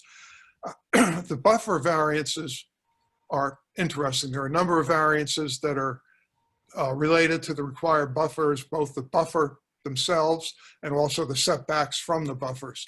And quite frankly, when you look at the intent of the buffering requirements in the ordinance, it's to protect, with regard to the agricultural uses, is to protect the farming use that surrounds the site. And clearly in this instance, the farming use doesn't directly abut the site. You have the driveway that accesses from Yellowbrook, Swanscombe Yellowbrook Road, and that really is not that's not an agricultural use, that's a driveway. And it's 80 feet wide. So there's no impact of this use on that driveway in terms of having an adverse impact. So there's no need for a buffer on that side of the property. You have the residential use to the, and let me pull the site plan up a minute, just so I can remember which, to the east of the site. And again, the driveway extends well beyond 50 feet from the back of the site, except for one corner. And that area has a permanent landscaping in there that's going to provide separation between this use and the agricultural use on that side. So I don't see any need for a buffer on the subject site that would buffer the agricultural use. There's just no point to it. And then you have on the north side of the site, you have an industrial use, and there's no need to buffer industrial from industrial. So I don't think the buffer variances are appropriate in this instance. I don't think there's any need for them. And it provides for a better use of the site, a more efficient use of the site if those buffers aren't enforced. So when I look at all of this, I think that the D variances can be granted. I think they're appropriate. I think there's compelling special reasons for the granting of the variances. And as far as the C variances go, again, I don't think there's any substantial negative impact to those variances. I think, in fact, to impose the buffer requirements on this site, I think would have an adverse impact on the use of the site. So when I look at that, I think that C variances can also be granted. Mr. Higgins, can I ask you a question? Sure. Lot 1603. Yes. That's a Q farm, correct? That is what? A Q farm, correct? That's a Q farm. That's right. Okay, my question is, how many acres is lot 1603? The exact acreage, I don't know. Mr. Cohen, do you know that question, that answer? 14.67. 14.67. Okay, so if you take that easement out of that, you still qualify under the 6 acre, correct? That's correct. Okay. All I wanted to ask. Okay. Okay. Go right ahead. No, I'm done. Mr. Higgins, I have a question for you. I find it very difficult to understand how the site is particularly suited for these uses, given the fact that the site is unable to accommodate both uses and the driveway for the uses. You know, you are requiring an access easement from the neighboring site. So I'd like you to maybe provide some more testimony on that and how you think this site accommodates both those. I think actually the fact that you do have that driveway on 1603 that can access the rear of the site makes this site more particularly suited for the use. I think that's an element of this application that I think is very important to the application. I think it adds to the particular suitability of the site. And the fact that the master plan not only recommends that this area be designated with an overlay for light industrial use, but that it encourages the expansion of the area with light industrial use also goes to the particular suitability. I have absolutely no problem at all with that situation and with stating that this site is particularly suited for the use. And you also have the fact that the use itself is, while it may not be inherently beneficial, it is a use that clearly goes towards advancing the purposes and the goals of your master plan.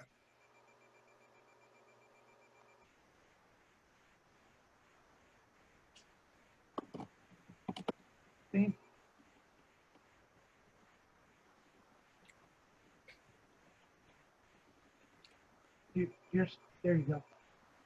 Oh, I also take some issue with the fact that you don't think the buffers are required. I think especially the buffer to the east of the property, because that is a buffer against a residential use and a farm qualified property in, you know, a residential zone, residential agricultural zone.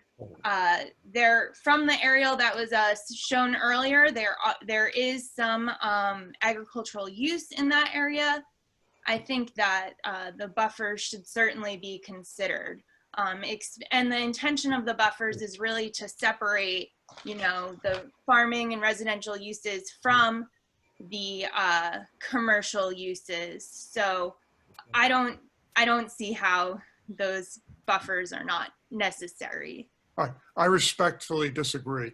In this case, especially when you look at the east side of the property, the fact is you have the applicant controls both properties. They're not under the same ownership, but he has control. So he can set up. Not always control both properties. You please let me finish, please.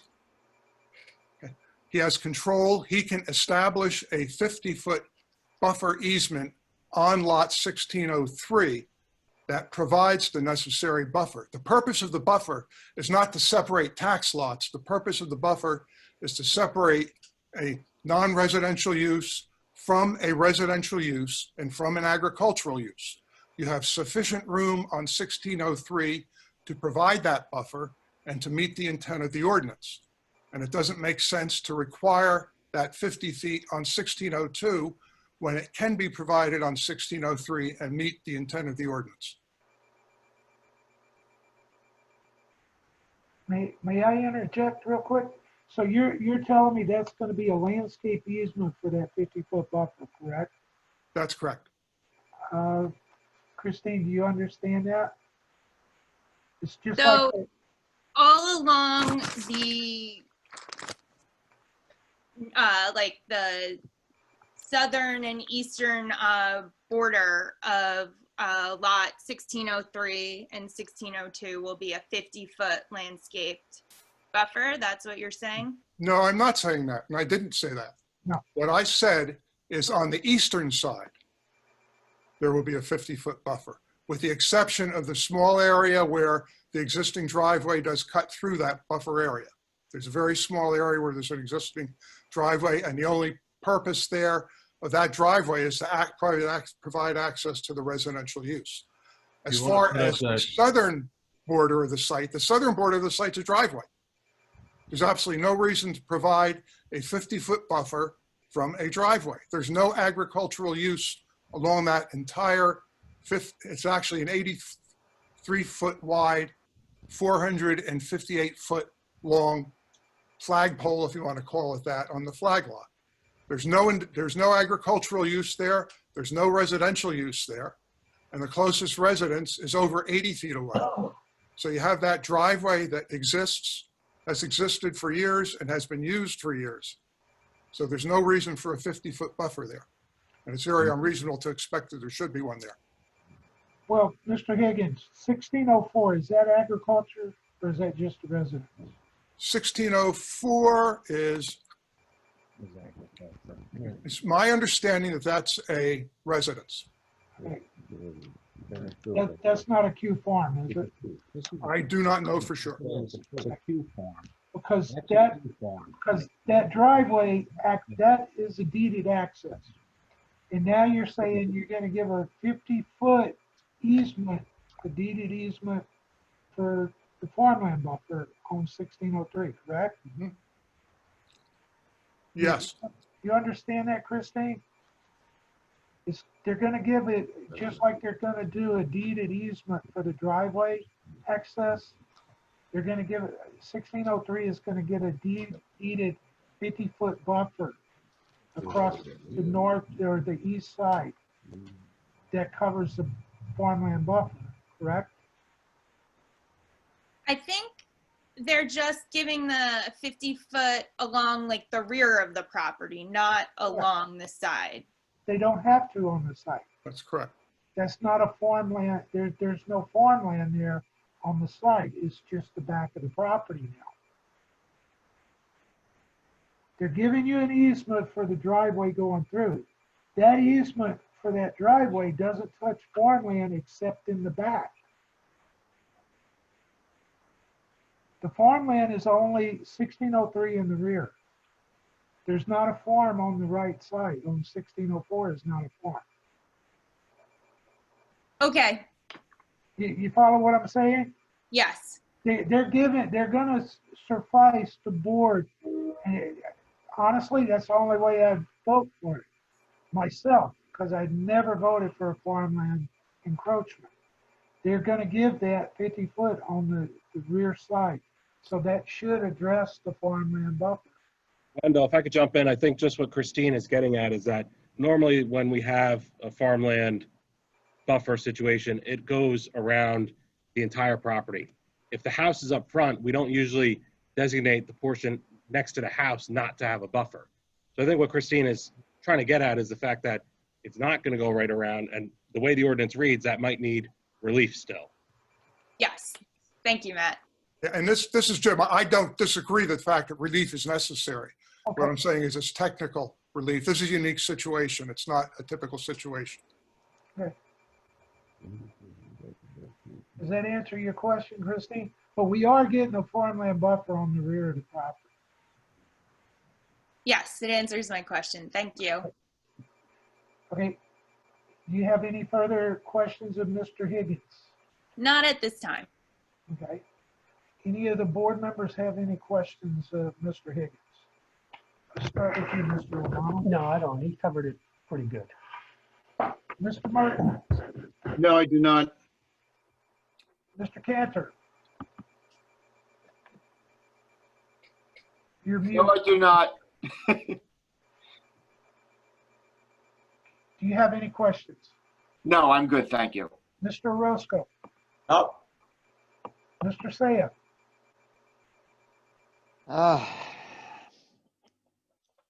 I don't have as much any questions per se.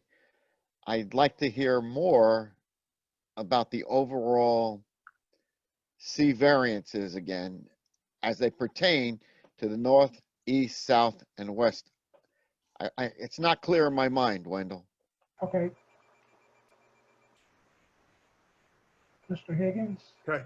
Yeah, surely. Okay, well, we'll do the east first because that's the one where the applicant is proposing to put an easement there that'll provide the buffer on the east side of the property between between 1602 and the Q agricultural property to the east and the residential property to the east. And again, the agricultural use and the residential use are substantially to the east of the subject site.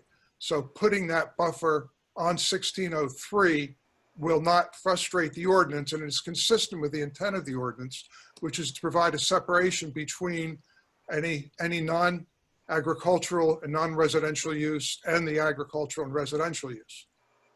So that buffer will be in place and those uses will be protected. As far as the north side goes, there is an industrial use there now. And that industrial use directly abuts, the parking lot directly abuts the property line on the subject site. So that to put an industrial use next to an industrial use, you don't need a buffer.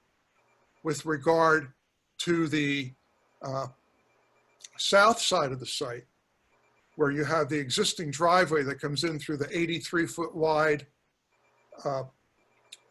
access of lot 1603 to the rear of the site, what's being proposed to access the rear of 1602 also. Again, you have an existing driveway there that's not going to change unless it's widened a little bit for purposes to provide a little bit better access if the board so requires that. But you don't have a farmland use to the further south of that. You have a residential use, and you do have 83 feet between the two, between that property line and the subject site, the activity on the subject site. And again, all you do have there is the existing driveway, and with very little use of that driveway in terms of the industrial use that's being proposed, it's going to be very minimal traffic going in and out of the site as far as that goes. So there's really no need for a 50-foot buffer on the subject site or on 1603 that abuts 1604 that really would be necessary at this point in time. There's no substantial negative impact. But you still need AC variance, you still You need. need the variance, yeah, technically the variance is necessary, very clearly. And that will be an easement. That will be an easement, yes.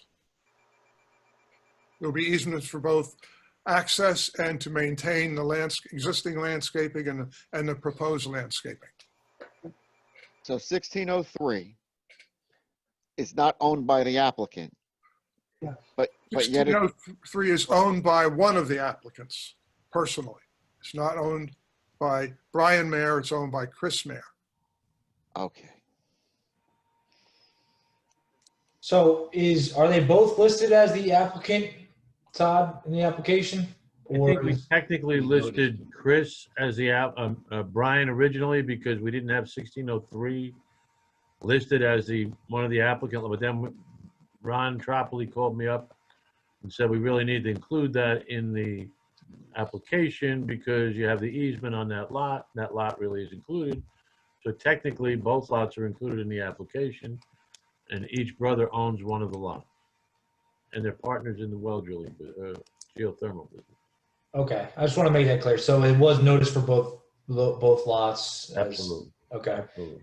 And then I just want to clarify, I think Mr. Higgins alluded to 1604 to the south not having a Q farm use to it. When I look at the certified property list on the first page of the cover sheet, lot 1604 is identified as a Q farm. Yes. And then I stand corrected. I believe, Charles, I'm looking at the map now, the front portion of that property has a residence with a pool along the 83-foot wide driveway portion of the lot. And then I believe the back, my client believes that the gentleman has a what do you call woodlands plan for the back part of that lot to get the Q farm. Do you know how many years that woodland's been in effect? Oh, at least since 2004. He's lived there since 2004. They all bought the property around the same time. I think you need to, I'll leave that up to Sherry to answer that, but I think a woodlands management under that is only good for X amount of years. Yeah, I'm pretty sure they're good for 10 years at a clip, but you have to keep, updating them. Yeah, but no, I think the stewardship is only good for 10 years. I don't think it's good. Woodlands deal is only good for 10 years. You can't keep renewing it another 10 years. It's only good for X amount of years and not renewable, because once you reach to a certain point of stewardship, you're not supposed to do nothing else with the property under that. So, I think, Wenzel, I'm pretty sure they can renew. I've worked on those plans before. But you have to renew every 3 years.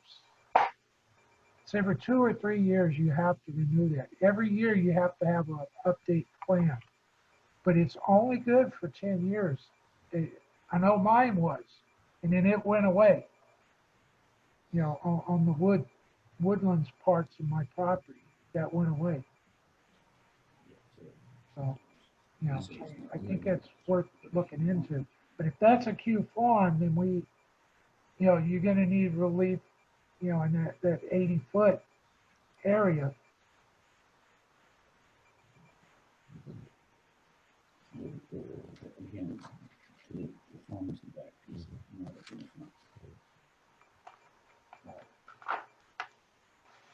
So what I would say, Mr. Chair, if, they're getting an access easement from 1603, which is common lot ownership, was primarily, a driveway for the Q farm, for that residential Q farm use. Now it may have been operating as being used by the commercial, geothermal well drilling use in the past, albeit without approvals.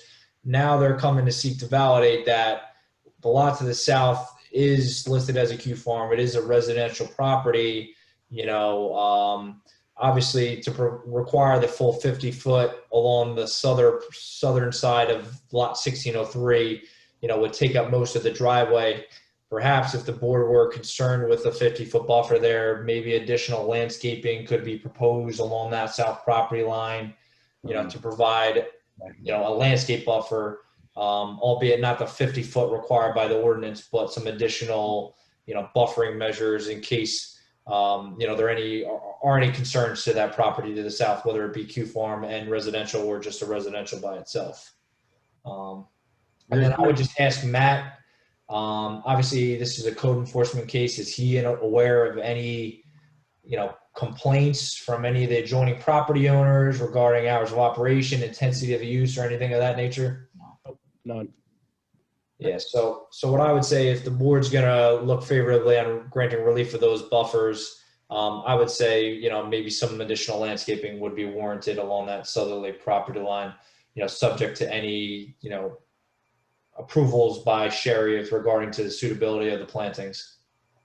Also, we'll see who comes up in the public, Yeah, because that woodlands use is way in the back. It's way past, the residents, even on 1603. I understand that, Todd, but if it's a Q farm, that's the whole property. Just like, It's considered the whole property, though. There's X I amount. don't think it's the whole property. When I think the front acre or two is taxed with the house and the Yes. balance is taxed with the woodland. Well, I think they give you an acre for the house. You subtract an acre, an acre for the house, and then the rest goes under the Q farm. 6 acres, and then you have to have X amount over 6 acres, of income per acre over. Mr. Chair, I just wanted to clarify what Charlie had requested. Yes. Were you asking, Charlie, for additional landscaping along the dirt drive, along that area of the property? Sorry, I was muted there for a half second. No, so the proposed access easement on lot 1603, south of that existing gravel driveway, it varies from 19.2 to 24-foot wide. To the south of that to lot 1604, maybe some additional landscaping can be proposed. Obviously, we're saying the 2 lots, even though they're not common ownership, they are family members. The lot to the south of that is residential, possibly a Q farm, and it's a different owner.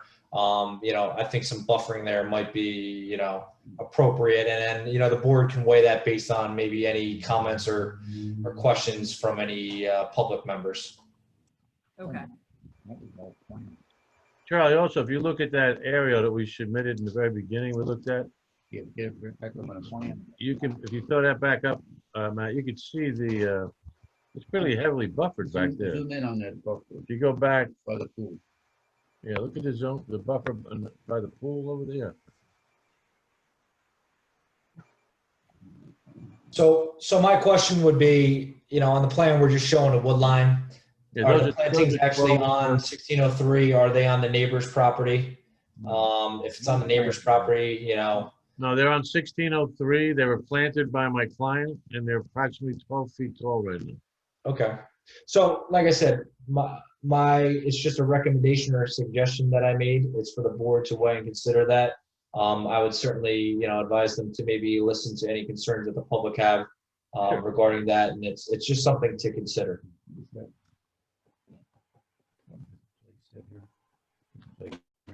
Hey, Mr. Hughes, do you have any questions of Mr. Higgins? I do not. I had, the real estate broker in me kind of was thinking about the easement and the farmland buffer, but I think I have it clear in my head now that would be farmland buffer will be part of the easement given to that lot. So I think my questions are good. Mr. Moretti, No questions. Mr. Orozco, I think I asked you once, but. Yeah, no. Okay. Mr. Cohen? One last quick item. The board is not looking for any conservation easement here, right? No. Thank you. Ron, could you just make sure that's accurate? Thank you. Mr. Chairman, at this point, I believe that concludes our testimony. Might be a good idea if you want to open the public at this point, and then we could finish up. Mr. Chair, if I could just make one last comment. There was a letter issued by the Monmouth County Planning Board. Obviously, Squonkton Millbrook Road is a county road. There were some informational requirements that they requested, be provided on the plans. I just ask, obviously the approval is subject to their approval, but any requirements that they require on their updated plans just be reflected on any, revised plans to the board, should the board rule favorably on the application. Yeah, we have that report, and that's no problem. There's not going to be any site signage, correct, Todd? I'm sorry? No site signage other than No site private signage, driveway, No site sign. other than the private driveway to keep. Other than what Charles recommended, yes. Okay. Okay. Any other questions from the professionals or comments from any of the witnesses? Okay. Can I have a motion to open to public? I'll make a motion to open the public, Mr. Chair. Motion by Second. Mr. Hughes, seconded by Second. Mr. Roscoe. All in favor? Aye. All opposed? Okay, at this time, we're going to open to public. I'm going to turn it over to Eileen and Matt. Thank you. If there's any member of the public who would like to comment or ask questions about this application, please use the raise your hand feature and the moderator will call upon you. Thank you.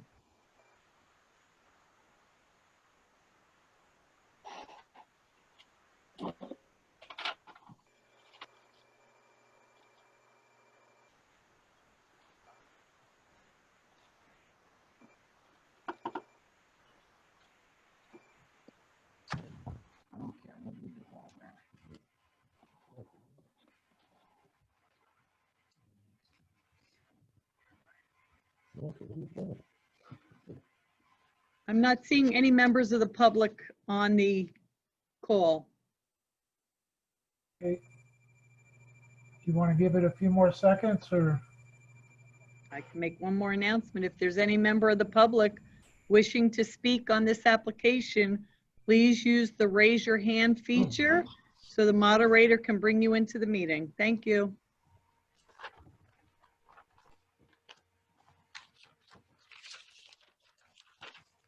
Okay, can I have a motion to close public? Motion to close.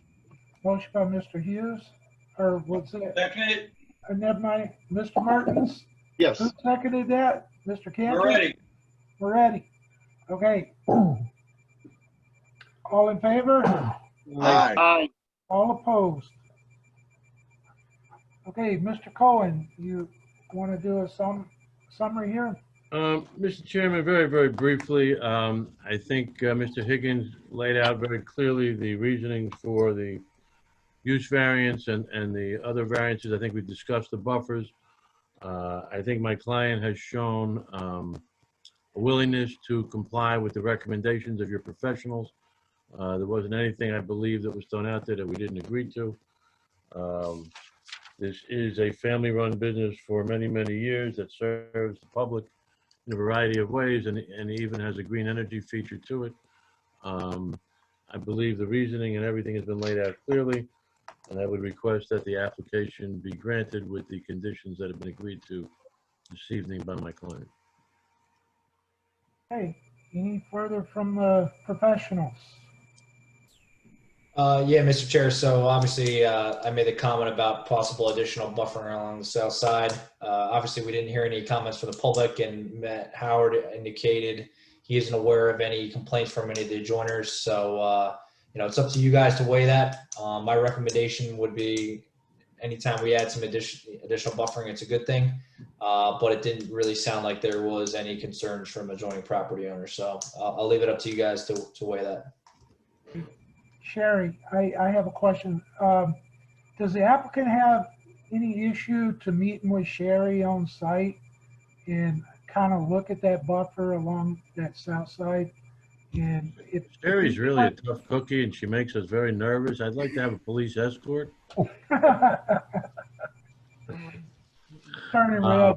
No, there'd be, I don't think we'd have, again, I based on Charles's comments, I mean, we're talking about a very, very limited area at the end of where the driveway curves as to whether or not you would put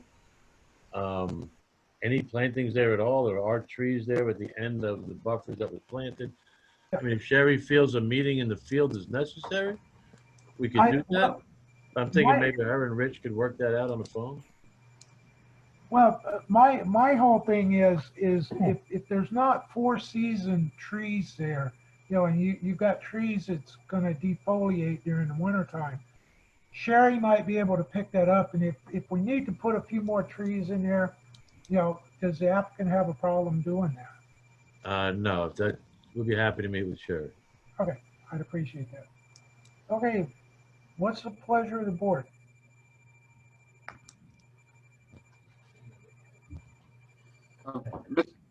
Mr. Matt, do you want to go ahead? That's however you want to go, Glenn. I'm happy either way. Well, I'm an alternate tonight, I think, so I don't know if I can make a motion. You're an alternate? I believe so. Yes, he is. Okay, yeah, I need a full board member. Mr. Chair, I'll make a recommendation Yes, sir. that we accept this proposal with all necessary changes that Charlie mentioned, that Sherry's going to go out to the field and check on. If all these things are met, and I think we can move further along with this. Okay, I have a motion for approval, correct? Yes. Okay, I have a motion. Do I have a second? Yeah, Mr. Chair, I would like to add to Mr. Moretti and mention the residential driveway signage, just to clarify things on the road. The lighting relief, to add the architectural interest on the facade of the building where necessary. The relief for the pavement, but we also need to get the concrete area for the heavy equipment. Having a spill kit on hand would be great. Storage, not to be placed over the dry well, and also to work with Sherry on the trees on the couple of different items that we did mention, especially like the last one where the curve is. Adding the dumpster enclosure, and with the steel track vehicles either going on wood planks or to remain on a trailer. I would like to make a second for Mr. Moretti's motion to approve. Okay, I got a motion and a second. Motion by Mr. Moretti, seconded by Mr. Hughes. Can we have a roll call, please? Mr. Hughes, Yes. Mr. Mertens, Yes. Mr. Moretti, Yes. Mr. O'Donnell, Yes. Mr. Orozco, Yes. Mr. Saya, Yes. and Chairman Nansen. Yeah, I wanted to add a few more findings of facts. Just, this is going to be a deeded drive access. Is going to be, as testimony was put on the record, going to be a deeded, and it's also going to have a deeded farmland buffer in the rear from 1603 of the 50-foot. And I don't vote on the farmland buffers, but this one, you know, I think you made all opportunities. I think having that deeded access driveway, the 85 feet there with the 20-foot driveway, that's still giving you 60 feet, you know, unused landscaped area to buffer the Q farm to the south. So my vote is yes also. Motion carries. Hey, good luck. Thank you, everybody, for your time this evening. I appreciate the efforts. Yes, sir. Thank you. And at this time, the board's going to take a 10-minute break. I think everybody probably going to run. Yeah, I think it's ready. Yeah. Okay. We're going to be muted, but just so any member of the public, the board's going to take a 10-minute recess. We'll be back at 10 o'clock. Thank you.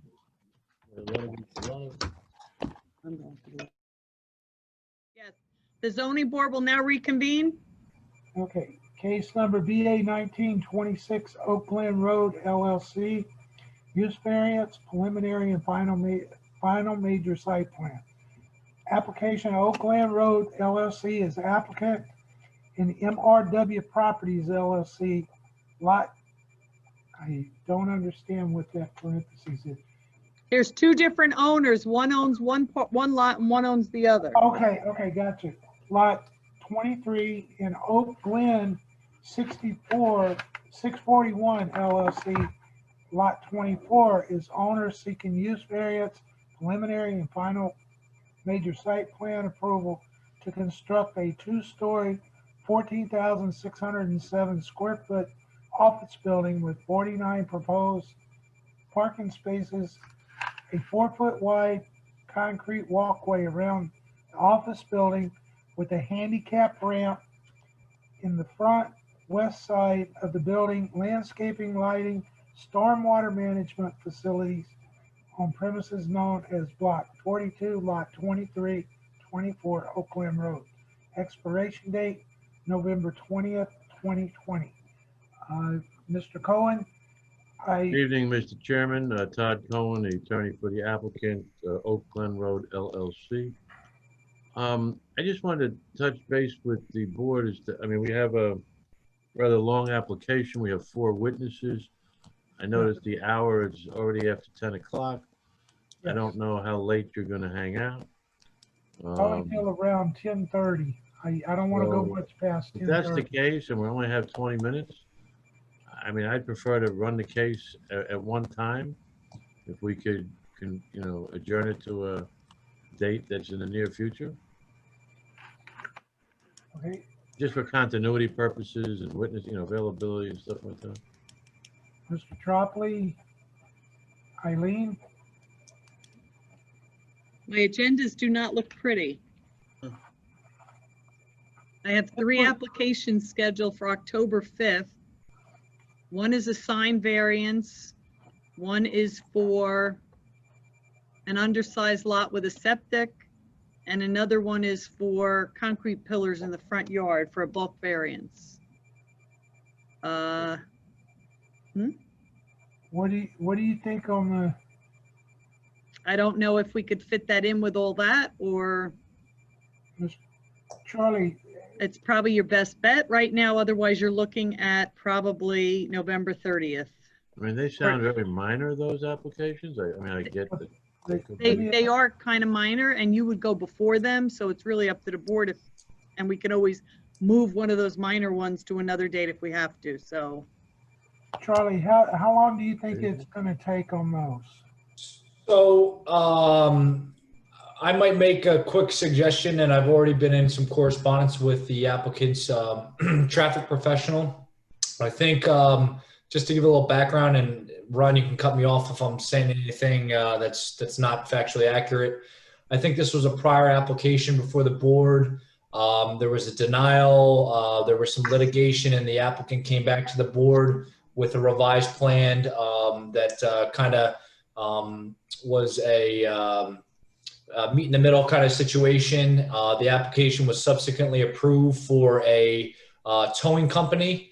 The current proposed site plan, and I'm assuming Mr. Geller would provide some testimony to this if they were going to go ahead with tonight, is very similar to that prior approval. I had some concerns regarding stormwater management. They subsequently expanded their stormwater management basin. The parking, I believe, and site configuration is very similar to what was previously proposed. The major change in the site is it's going from the towing use to now 2-story office, which from my perspective is a more intensive traffic generator than the previously proposed towing company, at least in the terms of like AM and PM trips from the site. And one of the concerns, and it's in my letter, was possible queuing on Oak Glen Road, the approach coming westbound to Lakewood Farmingdale Road. And then also, if you're on Lakewood Farmingdale Road in the northbound travel lane, making a right onto the site, onto Oak Glen Road, and then a quick left onto the site. Can I share my screen, Matt and Eileen? yes, go ahead. Yeah, so it's not the site plan, but I'll show Google Earth real quickly. Can you guys see that? Yes. Google Earth. So the site is where I'm showing my cursor right here. It's right to the north of I believe it's a JCP&L BPU easement, which we had an application coming for improving some of the monopoles here. But there's this old stub of Oakland Road years ago. Oakland Road used to go straight through here. I believe it was maybe the early 90s. The county came in and did some interchange improvements. They reconfigured the west portion of Oakland Road coming into 547. And then they also reconfigured the eastern portion of Oakland Road coming into 547. But there's still this remnant of Oakland Road, which is still a public right-of-way, which the site is proposed to be access off of. My concern was one, queuing in this westbound lane, building up and blocking the old portion of Oakland Road, which the site is accessed from. Like I said, coming northbound on 547, you're making a right-hand turn. There's not a lot of sight distance coming around the turn here, trying to make a left onto the old remnants of Oakland Road, which the site is located. My recommendation, I think it would be really helpful from a traffic perspective, is for their traffic professional to maybe look at some additional striping and signage. I've seen at some really busy intersections where you can do like X'd out pavement striping so that it's clearly delineated that there should not be any blocking of the intersection there. And then my recommendation would be to sit down with the Township Engineering Department and the traffic safety officer and just making sure that that is something that the township would be amenable to from a traffic safety perspective. And I think that might ease some of the traffic questions that I have and the board may have when the applicant returns to the board. Great. Charlie, how long do you think the applications we have in October, those 3 applications, how long do you think it's going to take to get through those? Eileen, can you remind me what the 3 applications were? I think you're muted. Sorry. Bronco Developers, which is a single-family dwelling on an undersized lot, Starbucks sign variance, and Jose Hernandez for the pillars in the front yard. So I could see the first one taking just a little bit of time because it's a small lot with a septic system. The Starbucks is an existing site, and I think they're just asking for variance relief to add 2 additional signs to the building. I don't foresee that taking a lot. And then the last one, Mr. Hernandez, that one could go relatively quick. It's a tough one. The applicant has pillars in the front yard. Technically, it's in the right of way. I think the end outcome is, the applicant may need to be required to remove those obviously out of the right of way. So I think it's a pretty cut and dry on what needs to happen for that, but obviously we still have to go through all the formalities of the application. But I mean, we could put Todd's case is going to go first. It was carried there. So if one of them has to get bumped, they get bumped. Yeah. So what I would say is, Todd, what I mentioned with the traffic is going to be my big question and concern. If we can work out some striping and signage with the township in advance of that hearing, I think that would go a long way from my perspective of traffic speeding along the application. Like I said, the majority of the site, other than the change in use, is very similar to what was previously proposed and approved. Okay. Also, will that require a septic? Yes. Will it require what? A septic. Yes, it will. But before we get to the septic, are we? Oh, is this case open? Like, can I talk to my traffic guy now?